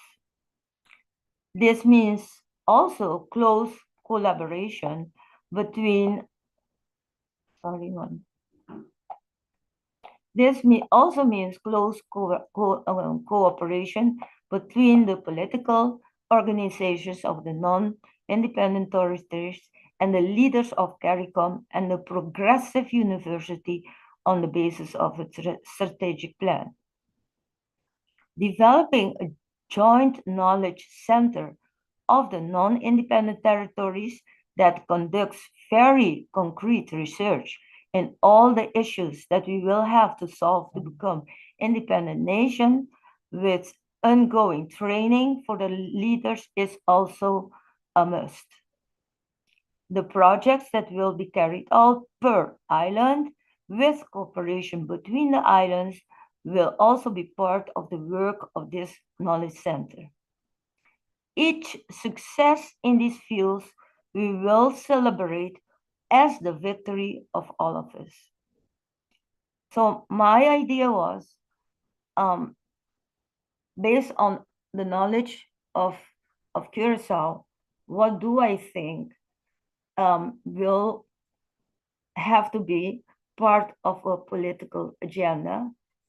And I thought these are some of the aspects that need to be formulated in such a political agenda for all the non-independent territories, but within a CARICOM strategic plan for all of us. So that's what I wanted to say, and I wish you further on an inspiring seminar. Thank you. Thank you, Sister John, and just stay tuned because you're likely to get a few questions or comments. We go straight away to our final panelist, Dr. Chen. Dr. Chen, the floor is yours. First and foremost, I say Hotep, greetings to everyone. And I wanted to take a moment of reflection. There's been a lot of information shared this day from morning to now, and we want to acknowledge and respect persons' time in regards to the intention of attempting to cover 9 presenters in 3 hours. So I just want to take a moment. And I'll share a particular quotation. We speak of reparations as being essential within the global human rights movement and best complemented with streamlined, respectful dialogues with practical connections, implementation of decolonization protocols, sustainable and prosperous economic exchanges, reparatory justice frameworks that are grounded and linked to actionable deliverables within and through a continuum of global reparations and reparatory justice movements, global African, Pan-African, and other diasporan indigenous actions, programs, initiatives, platforms, and beyond. So whether it's a unquote, and I share that as a starting point for having a conversation on reparatory justice, reparations inside of the decolonization movement, because they go hand in hand. As you're repairing the damages done to our body, mind, soul, spirits, and consciousness as ancestral, original, indigenous, native, false, whatever term you like to use, people, it is imperative that we do these things unapologetically, and at the same time, we're doing it cohesively with a synergy that facilitates our ability to work with our sisters and brothers that are able to navigate with the United Nations in a positive way that works for us. Give thanks for those persons that can handle working within CARICOM in a partnership with CARICOM, irrespective of any of the areas that could, of course, include improvements, because we're not at perfection yet. We need to move in a form so that we can begin to build together, right? So those brothers and sisters, we have to commend them for being able to even place our Caribbean spaces, especially our non-independent spaces, because sometimes they call them territories, sometimes they call them protectorates. I've heard a number of autonomous frames of reference. Sometimes they just refer to them, like here in this space where I currently am housed in the Virgin Islands of the United States. And I say Virgin Islands of the United States because that's the legal name of this space. However, for the benefits of ease of understanding and for the benefits of the tourism product that comes from here, people say USVI, as if it's a pleasant engagement in regard to the lack of repair that has actually been done to make sure that our shared humanity in these spaces are in place. So part of my presentation this afternoon is really to highlight what transpires, yes, here in the Virgin Islands of the US, or we say VI, us, right? And what also has transpired around this reparatory justice movement, this global reparations initiative that has now begun to take on the Earth community like wildfire, because everybody is beginning and strengthening that thrust, actions, not just thought, not only seminars and conferences and summits, etc., or congresses, because those are important, but those real on the ground, boots, firm, actionable deliverables that facilitate our ability to shift education, to shift jurisprudence and legal processes, to shift legislative processes and policies, to literally manifest a whole new realm of how we engage with the arts and sciences that govern our entire universe, not just in our respective spaces, whether it's 84 square miles of St. Croix, 32 square miles of St. Thomas, 20 square miles of St. John. We can continue because everybody's saying like these numbers that are not even quite 200 square miles versus other spaces that have been able to highlight the importance of how reparatory justice influences. How do we handle food security? How do we authentically deal with agriculture and agribusiness and agritourism authentically for the benefit of those of us that are living in these non-independent spaces that are governed by very powerful nations, customarily coming out of Europe? That the question came up earlier, why do they still hold on? If you're able to be one of the cleanest nations, wealthiest nations, most developed nations on the earth, why would you stop invading, raping, pillaging, and terrorizing these small, non-independent Caribbean spaces? Some persons may not fully get that point that's being made, but I'll leave that for another portion of my presentation. But I want to highlight specifically to this space that we call the Virgin Islands of the United States. And this is coming from one of the early appointed governors by the US government in the 1920s.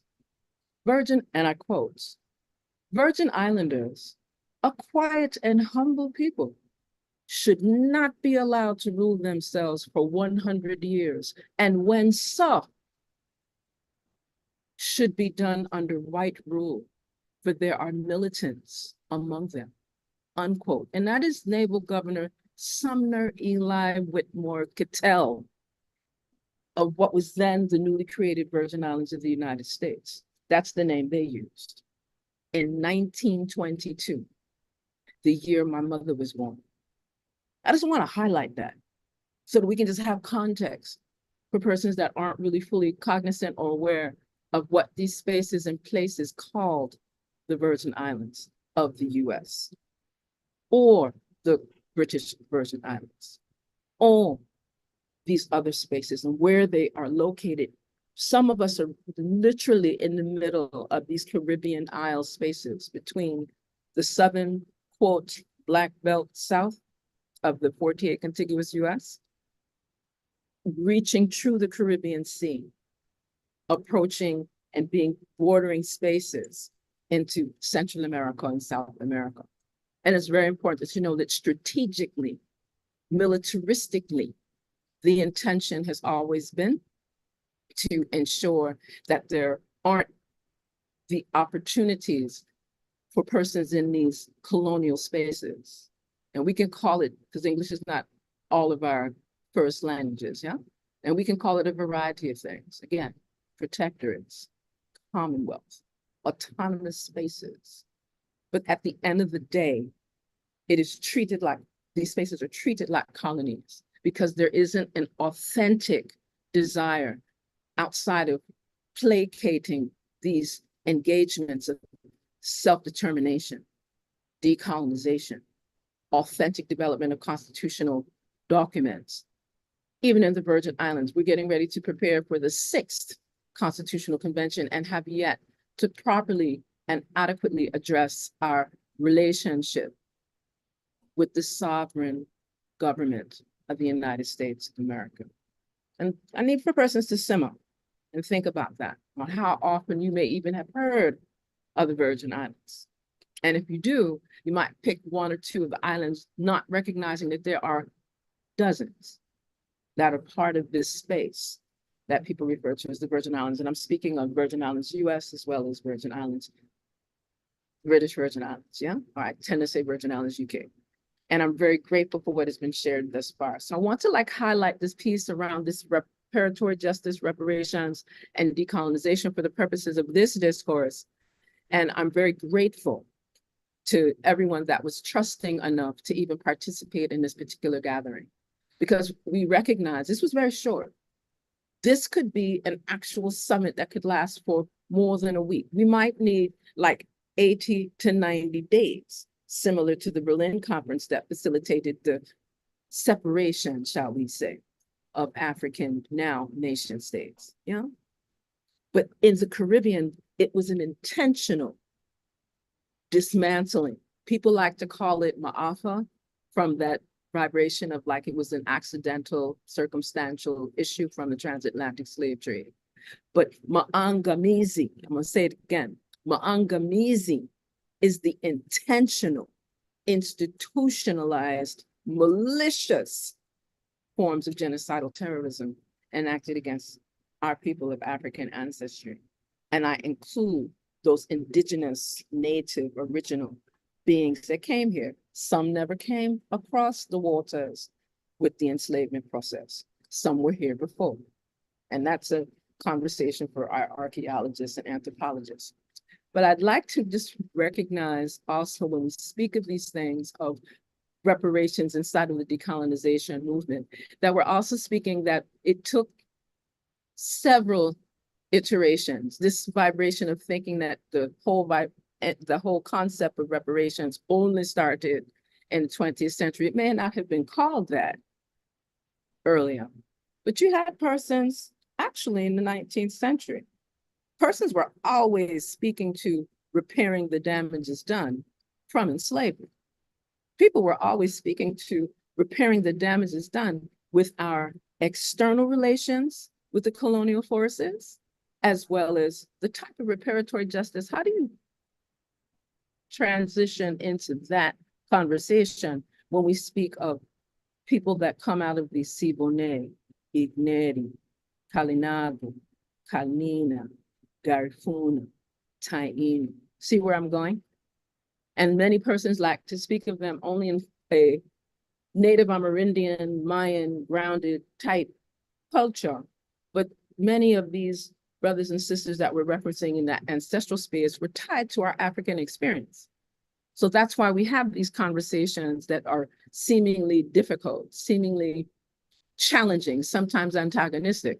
And for reparations within decolonization movements to be as successful as possible, we have to strengthen our ability to repair our layers of relationships internally, how we trust one another, the type of loyalty we have for the work that's being done, to minimize our antagonisms so that we can do exactly what several of the other panelists have shared.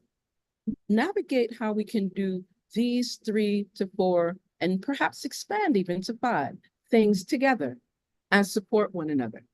in this Caribbean space, non-independent territories, protectorates, commonwealths, AKA colonies, are compelled to work together. That's the other reason why what CPAN is doing, as we're really embracing the anniversary, our 20th anniversary of really pulling together, reconnecting, engaging with one another, supporting the efforts that are progressive, that are really facilitating global African movements that are grounded in repairing the relationships that we have and repairing the damages done to us so that we affect significant change in our economies, in our environs, and every aspect of our living, nation building, civilization engagement. I always loved that reference that Ambassador David Commission utilizes, Caribbean civilization. That takes it to a very different space when we start to speak of these global linkages, inclusive of the cultural sectors, those cultural creative elements, utilizing sustainable development initiatives, exploring preventative wellness, health affairs, etc. How do you deal with disaster preparedness? We know that we live in hurricane belts. We know that they have engaged in fracking and interfering with the earth core to the point that earthquakes, we see them in our little alerts on our cellular devices every day. So we have to navigate how we deal with this acquisition of resource. I don't just say funding, but sustainable resources that address reparations, as was shared earlier, reconnections, restitution, repatriation, all of these things comprehensively, because through that layer of work, we should be able to move forward. And it's not a begging, it is not it's even deeper than a command. We have made a decree. Think of it like a papal bull that comes out of the Vatican. Once it's said, it lasts for centuries. And unless it's revoked, it stays in place for centuries. And that's where our reparations within the decolonization movement must be placed. And that's what we're seeing, that's what we're hearing. So I observed that there were several questions and comments that kind of addressed other panelist areas. And just for the interest of time and making sure that we sustain that respect for everyone's engagement, I just would like to highlight these particular points. There are several organizational entities that have been involved in bringing reparatory justice, reparations to the forefront. And they are to be commended because it facilitates our ability to bring these types of conversations so that we're actually doing something cohesively and proactively. So whether it's through our educational engagement, so as I've heard the University of the West Indies, I would encourage all of the universities in the region to be participatory, inclusive of where I teach at the University of the Virgin Islands. And I'll say why. Because some of these early iterations of dealing with reparatory justice and reparations, the Virgin Islands legislature back in 2005 established resolutions around pressing the Danish kingdom and commanding, the term used at the time was to demand reparations from Denmark. And through the research, this is expanded with our partnerships through NGOs. And that's something that needs to be continued. So I am really grateful that we have representation from Guadeloupe, Bonaire, St. Martin, BVI, Curacao, as well as Puerto Rico, and our Virgin Islands of the US, and our Virgin Islands, British Virgin Islands. I'm going to work on that because I think that it's a time we need to move beyond putting the colonial name in the front of who we are. And that's would be, if anything, an opportunity for us to establish a entity, whether it's a commission. Committees tend to be very temporal, but if there's some type of permanent engagement so that there's a voice for non-independent Caribbean spaces by all the names that they use, because It's time for us to decolonize. And the best way to do that is through reparations and reparatory justice. If you have any questions, I'm open for them. And thank you again. Thank you, Dr. Chen. So we have come to the end of another very solid panel. We're going to open up to a few questions and comments. Just to say to Rhoda, Sister Rhoda, that you made a good point that the reparations compensation must mirror damage done.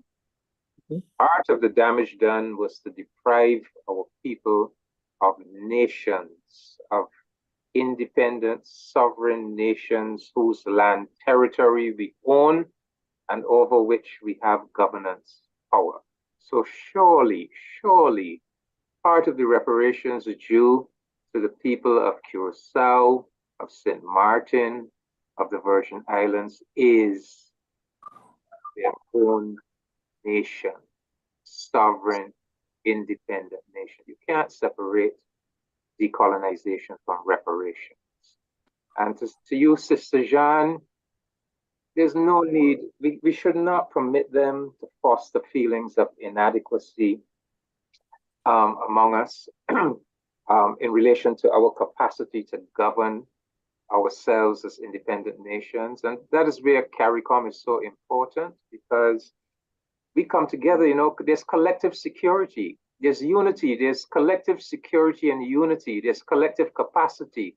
CARICOM has 17 full institutions and 8 associate institutions that cover everything from agricultural production to tourism to public health, you name it, Sister Jeanne. So we come together in unity and we share our capacity, and there's nothing that is beyond us. There's no challenge that we can't meet on our own steam once we are united. So, brothers and sisters, I saw one person who had raised a hand to ask a question. Well, I see another one, Ramona LaRocque, and so I'll ask Ramona to come in now, please. Good afternoon, everyone. It's good to see Dr. Chen and David. Hello, how are you?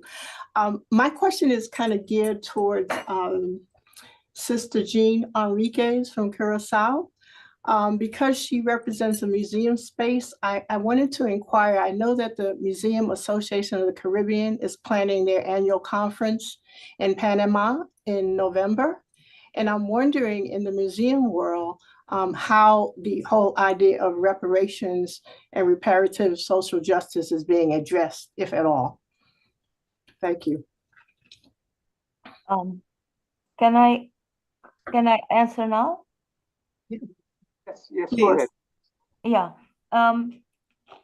Sister, it is not addressed. It is only addressed within certain progressive groups. And as I told you, also within those groups, there are also differences.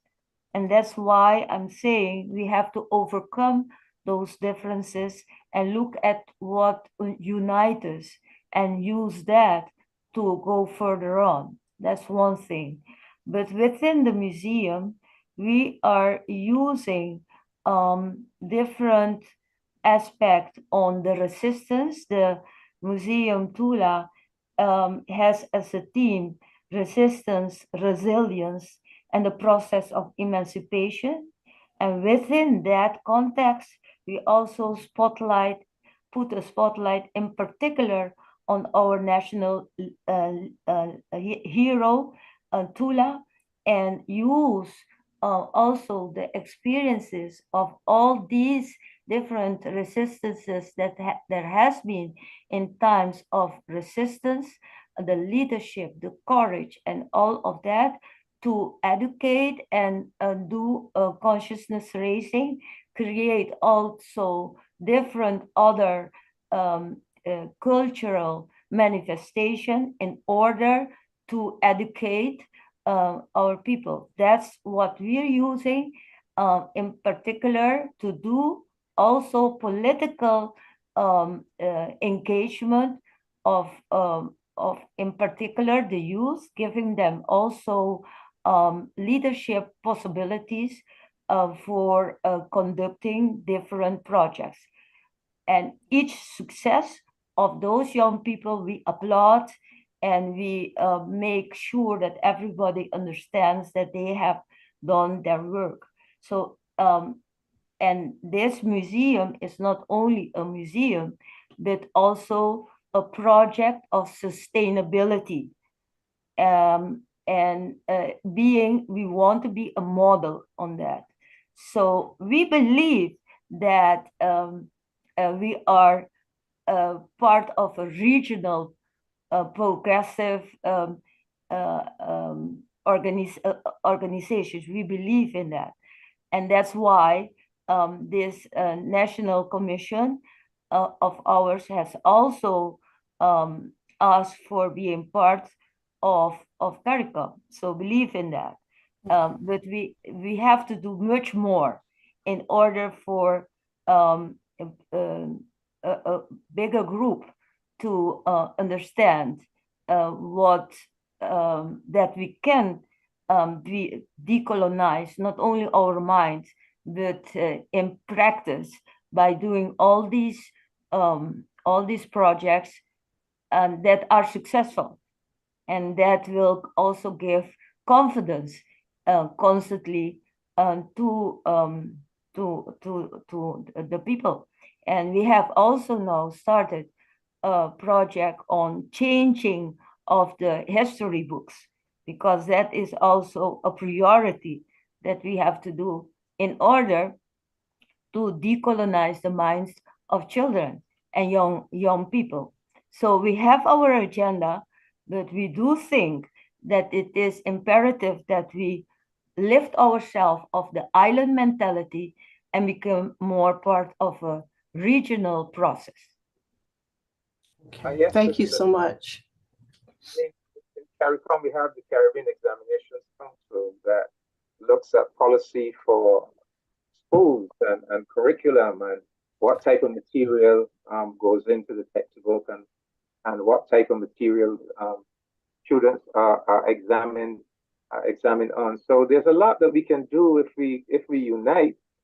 And you know, one of the things that we perhaps have to look at is a language policy for our region, because in the first history book written about Barbados, Richard Legon, in 1657, he asked the question, so how did a minority of white slave owners control a larger mass of enslaved Africans? And he said there were three factors, but one of those three factors was, look, we bring different language groups from different parts of Africa and put them together on the plantation so that they have a difficulty communicating with each other. And this is something that we need to look at. We by now should have had a language policy in our region that helps us, that better equips us to communicate across all of these language divisions. And I think the territory best able to help us with that is Saint Martin, because this little island is unique for its linguistic creativity and fertility. But it's something that we really need to look at, a language policy for our region. Colleagues, is there anyone else ask a question? Yeah, I'll let you guys wind up, but anybody else wishes to come in with a question before we let the panel have their final say? I don't see anyone, so please, Rhoda and Dr. Chen, final comments? Yeah, as I'm wrapping up, I just want to come back there on that comment on language and language policy, because you rightly mentioned the Caribbean Examination Council, which is the CXC abbreviated. And we use the CXC in St. Martin for exams, and we had to bring it into our space as an alternative to what was in the Dutch colonial states, right? In terms of language of instruction in the schools. And because we moved to English in some schools under experimental education to English as language of instruction, when it came to exam period, there was no centralized exam as is done with the other islands. So we had to import the CXC, right? So now we're using the CXC curriculum, but it only will go to the schools that are using English as language of instruction. And to that point, I am busy now with the government of St. Martin working on a language policy, because we're having some intense conversation here in St. Martin about the language and the role it is playing in education. And with what I mentioned earlier in terms of the more steeped up Dutch activity on the islands. So there's been an evaluation of the education system that says it's deplorable, but the solution by the Dutch to fix the education system is to bring more Dutch into the curriculum, whereas we are saying to go in the opposite direction. And so that's a conversation, that's a real on the ground confrontation in terms of education. But we do believe in the discussion that we are proposing for the government of St. Martin, that we could draw from that to also create a language policy for the region. I absolutely applaud that. And I want to say again, thank you for the opportunity to be here and to contribute to this very important conversation. And we too look forward, because we started in St. Martin, the Independence for St. Martin Foundation, the very first attempt at a global, or at least a regional conference on independence, right? We started that in 2016, just before the hurricane, and we brought together, that's where I met Genevieve and James was for the first time, trying to get together the region of non-independent countries. And so we look forward to it becoming a reality again and sustain on a long term. So again, thanks for the opportunity to be here. And greetings. Mr. Chen, any final remarks before we go to vote of thanks, closing reflections, etc.? Yes, Sorry, can I say something? Yes. I think somebody was say My name something. is Corinne Dofis. I am from San Andres Province and Carolina. I've Yeah, been sure. listening. We didn't see your hand, you see? But come in. I'm so grateful for this symposium. I've been listening. I like to listen a lot. I learn more listening, and I'm so grateful for this opportunity to be here this morning. I want to give thanks to each and every one of us. Our island this is our third colonization, because we have started with the Spanish Empire, then the British, and now we're in the Colombian hands. So this is our third colonization. And we have been owner of a territory, a small territory, but it have been used for all different things and exploited by all different people. Now after being the owner of the entire territory, we are just the 30% of the territory of the people that lives in the territory, because what Colombia did, the first thing they did was expire a law inviting people to visit and to live in our ancestral territory. And now we are minority. We decide nothing in our territory. And we cannot be part of CARICOM. Every time we try to say anything about that, the nation tell us, no, that the ones that have to be part is a nation, not an island like your islands. But we are the one in the Caribbean Sea, not the nation of Colombia.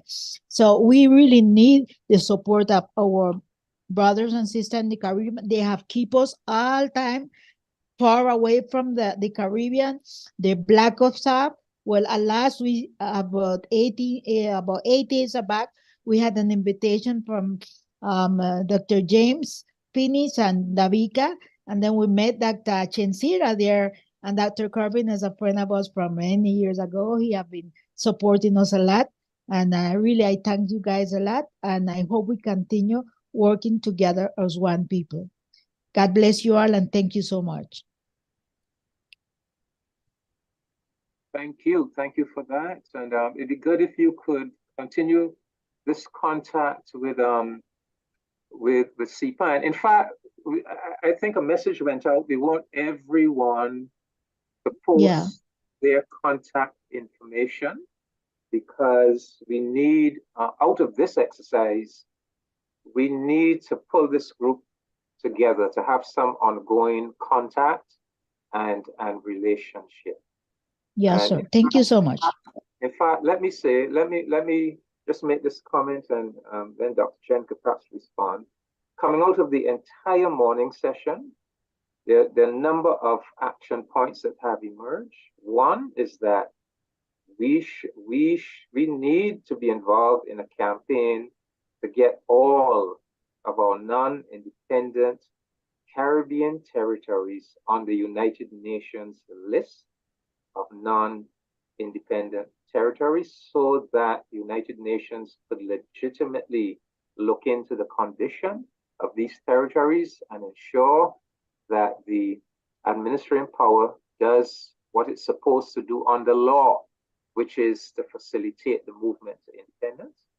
2, we need to tell the proper story of Haiti so that the propaganda around Haiti is not used to restrict the movement to independence. 3, we need a campaign for associate membership of CARICOM. At the Virgin Islands of the US are supposed to be in line. Martinique supposed to be in line, but let's support that. We need the university. We need widespread political education, including the universities, to be involved in raising this issue of decolonization, putting the spotlight on this issue of decolonization. So we need to reach out to our universities. 5thly, we need to put together a think tank or lobby group coming out of this engagement. 6, we need to work towards a full conference on decolonization that should also involve our universities. We need to get our universities to partner with us on a full conference. And 7th, a suggestion that a committee of leaders of the various decolonization campaigns across the Caribbean region should be put together. Committee or commission, whatever we choose to call it, but the leaders need to be in one body, collaborating with each other, talking to each other, sharing with each other. So from my perspective as a moderator, those would be the 7 or so actionable deliverables that came out of the session. So I will invite Sister Chen now to have the final word, and perhaps she will do the vote of thanks. I don't know. And we can wrap it up. Sister Chen. I wanted to close with a map that I think offers some context to where we're located in this space. Everybody seems to remember where the 48 contiguous US starts, and most people are familiar with Central America, South America, and of course, Jamaica, Cuba, etc. But I think it's important for persons to just get an idea when we're referencing Caribbean spaces that are not independent, that are territory, protectorates, commonwealths, colonies in 2024. We have to shift and transform our relationships and utilize the bodies as have been shared today to really assist and facilitate our ability to move forward, so that while we don't have everyone represented here today, and we want to send our strength, our solidarity with those that have not been with us today, but in the future, as we're developing this commission, this committee, this entity, to be able to recognize so persons can see where these spaces are, so that you don't have a miss in your mindset of exactly what is transpiring. I think that there are a couple of areas that I would like to make sure that I highlight, and I would be remiss to even say it's very important that the Caribbean Pan-African Network has been able to facilitate our ability to speak of this realm of decolonization through a lens of human rights, through a lens of independence, through a lens Dr. Chen, yes. Permit me to stop you just briefly. I see our African brother, our Ghanaian brother, Akwaba Adai Sibo. He has his hands up, and we haven't heard a voice from the continent all morning. So, my brother, if you would wish to come in at this stage and make your comment, and then we go back to Dr. Chen to wrap up the entire session. Thank you very much, Ambassador. And thank you all very much for making it possible for this conversation to take place. I say conversation because dialogue is our culture. Please, anything that you do not forget to link with Africa, the motherland. Africa is in a situation where we are back to the beginning of the 20th century, where it is the children of Mother Africa in the diaspora, particularly from the Caribbean, who instigated the whole process of the Back to Africa, Pan-African movement, independence and all that, that stimulated the whole process towards independence, and particularly towards 1945, the 5th Pan-African Congress, that finally took the Pan-African movement to Ghana, to Africa through Ghana.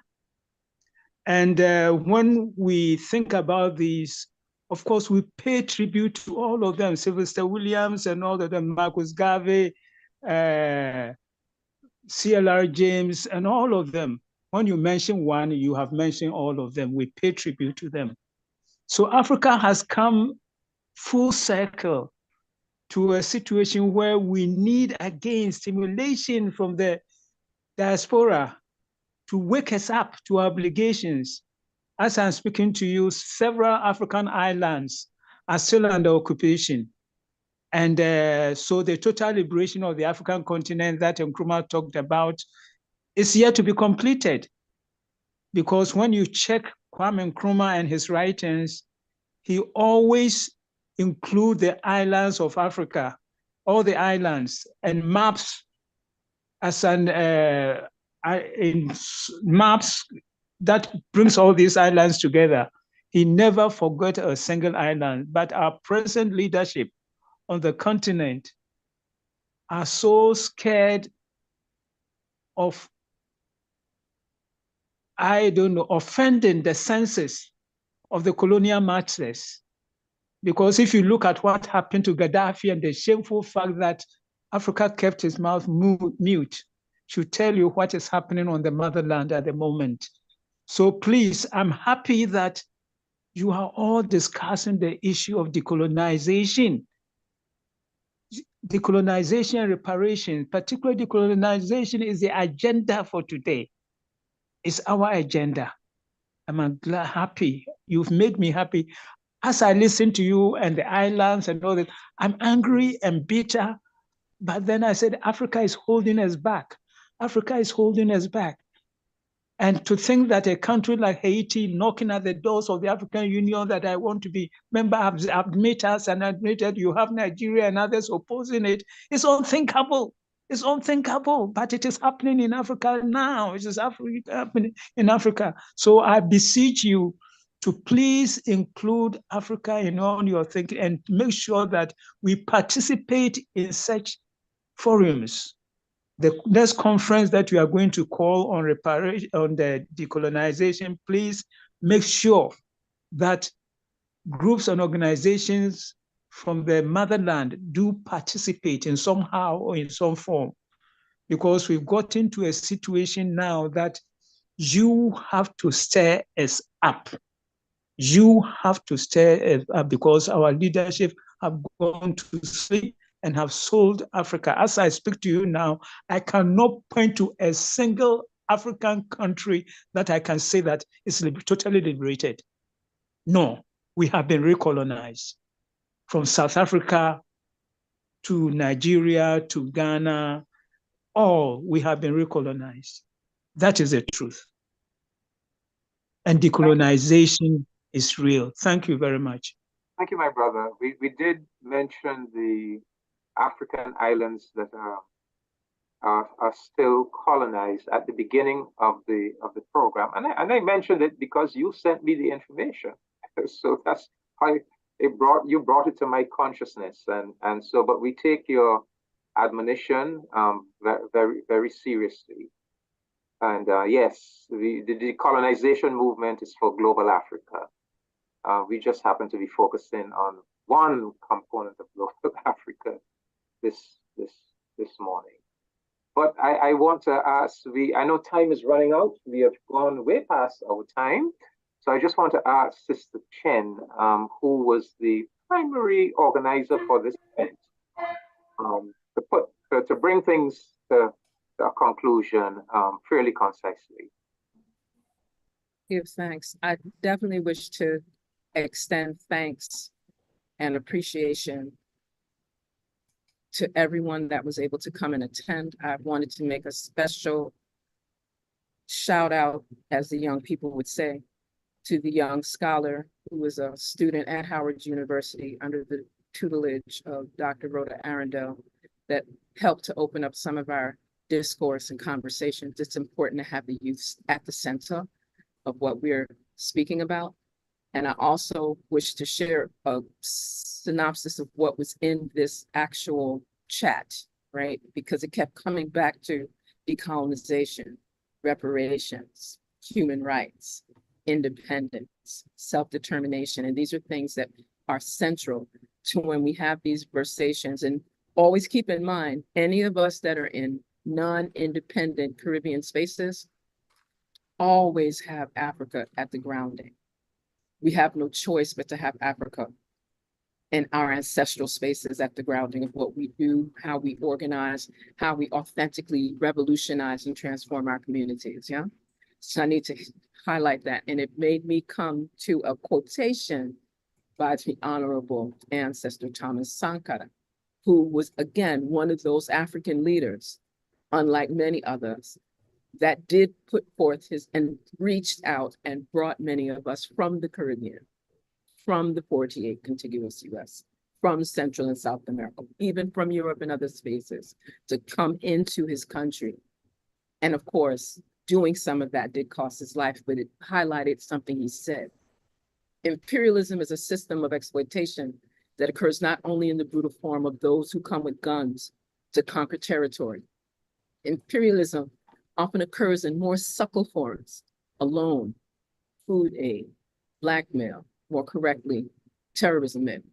We are fighting this system that allows a handful of men on earth to rule all of humanity. And he went further. The revolution and women's liberation go together.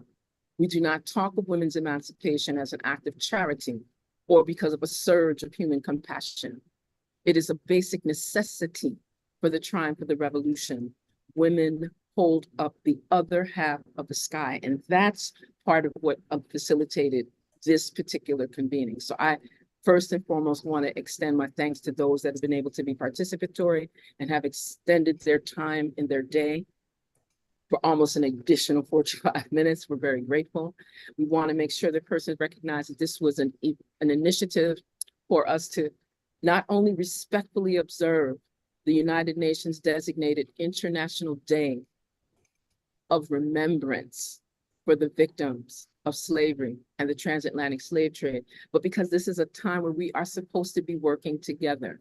This was an initiative for us to encourage non-independent Caribbean territories, protectorates, commonwealths, colonies, to begin to navigate what are the things, the actionable work on the ground that we can do to help build the strength, the free association, if that's what persons in your respective areas and spaces desire, the independence for some that are already prepared for that in the respective spaces. So I definitely wish to highlight that while this was about raising awareness, it's about raising awareness, public education opportunities, supporting movements that support this effort so that we can authentically establish a Caribbean decolonization movement that's 21st century appropriate, that is sustainably engaged, and that is culturally competent and sensitive, because each of us have our nuances, and we've already discussed language. So I would be remiss if I did not give a special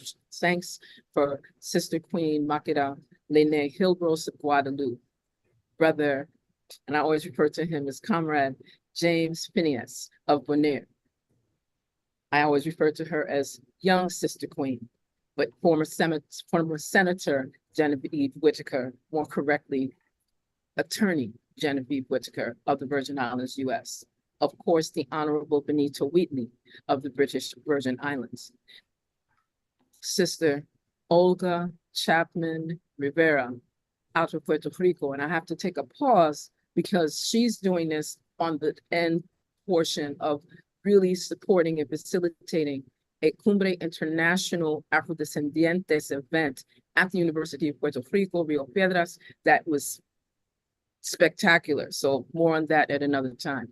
I want to extend thanks to International Governance Advisor, consultant, the elder that we keep going to when we need facilitation and support and strategic management activities and sustainability reports, etc. Dr. Carlisle C. Corbin, and we extend our thanks because he's been able to work with virtually everyone that's been on this panel, every country that has been engaged in this quest for shifting and transforming from being colonies. Yeah. Again, to our sister queen, Dr. Rhoda Arundel of St. Martin, and we extend your most humble approach to how you speak truth to power as the revolutionary ancestral warrior queen that you are in a lot of really respectful ways. And we honor you for making time in the midst of you embracing the shift and the loss of your beloved matriarch and mother. So we want to just give our honorable praises to you. And to Sister Queen Jean Enriquez, who out of Curacao, who we thought might not have come and actually sent us her paper for us to read it, but we could not have done that justice in the form that she has been able to bring that vibration of what is taking place in Curacao, what the needs are, with solutions and actionable deliverables. And specifically, as she also serves as an executive council member here within CPAN. So we thank you. And to the moderator who was able to pull all of this together. And I'm so grateful because it's amazing what you're able to do, Honorable Ambassador David Commission, as our chair of CPAN, and being able to stick to this from its inception and still be able to navigate through a variety of your professional life activities, your revolutionary life activities, and you've been able to do that synergy and bring truth to power and just encourage each and every one of us to keep doing this work and to never quit, and to keep in mind that we have one another to build strengths upon. And we're very, very grateful. I also wish to thank the entire CPAN Secretariat in regards to Sister Renee Francois that's been in the background making all of these things work and navigate well. We are grateful for her ability to keep our Secretariat engaged and strong. And of course, Sister Queen, I always refer to her as Empress Zakia. Again, always in the background, but making sure that we are on point. Even if we go over time a bit, she will calmly give that to us in her constructive criticism in a way that always builds us up. And to all of our members of CPAN, whether they are executive council members or our general membership, we're very grateful, very thankful for your ability to bring your skills, talents, and expertise to this convening, but also to assist us in doing a variety of things in this region. I'm very grateful. I know that reparations and decolonization and human rights and self-determination and independence are intertwined. And I feel very strongly that as I may be the one speaking, it's through millions upon millions upon millions of ancestors whose shoulders, back, and grounding that we walk on. And we're very grateful because we know who we are and we know what we are to do. So with that, I extend that vote of thanks. Thank you. Thank you, everyone. And I think we had a very powerful and meaningful symposium, and it is now CPAN's duty to look at all of the action points that were raised and to do the necessary follow-up. But this must be a sacred mission for us to totally decolonize our Caribbean region, first of all, but to totally decolonize our entire global Africa, our entire Pan-African civilization. So stay tuned. There's much work to be done. There's much follow-up from here. Brothers and sisters, please enjoy the rest of your day. And thanks once again for being here with us. Yes.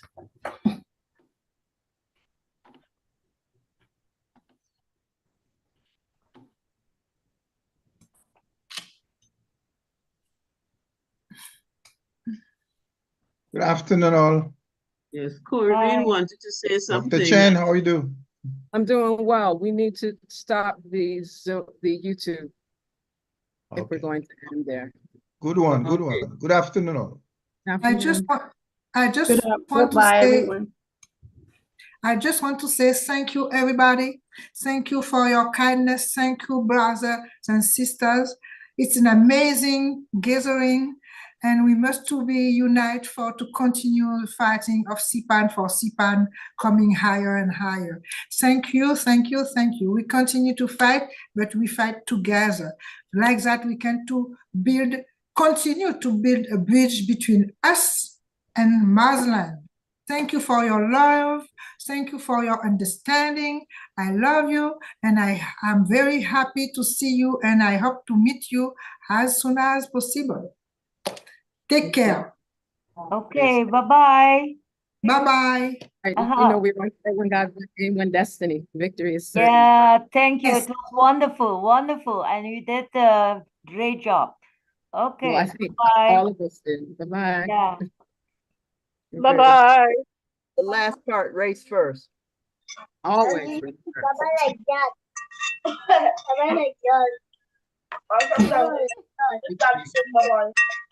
Everybody is in their spaces and places. So we right. This is a lot that's been, we're very grateful and encourage people to keep putting their information in the chat so that we can make sure that that information is available. No, I guess it's too big. Dr. Chen. Smaller pieces. Dr. Chen, can you hear me? I can hear you. I was unable to save the chat, so if you can get it to me, I'd appreciate it. We will do our best. Yes, yes. All right. I'm just somehow I couldn't get the 3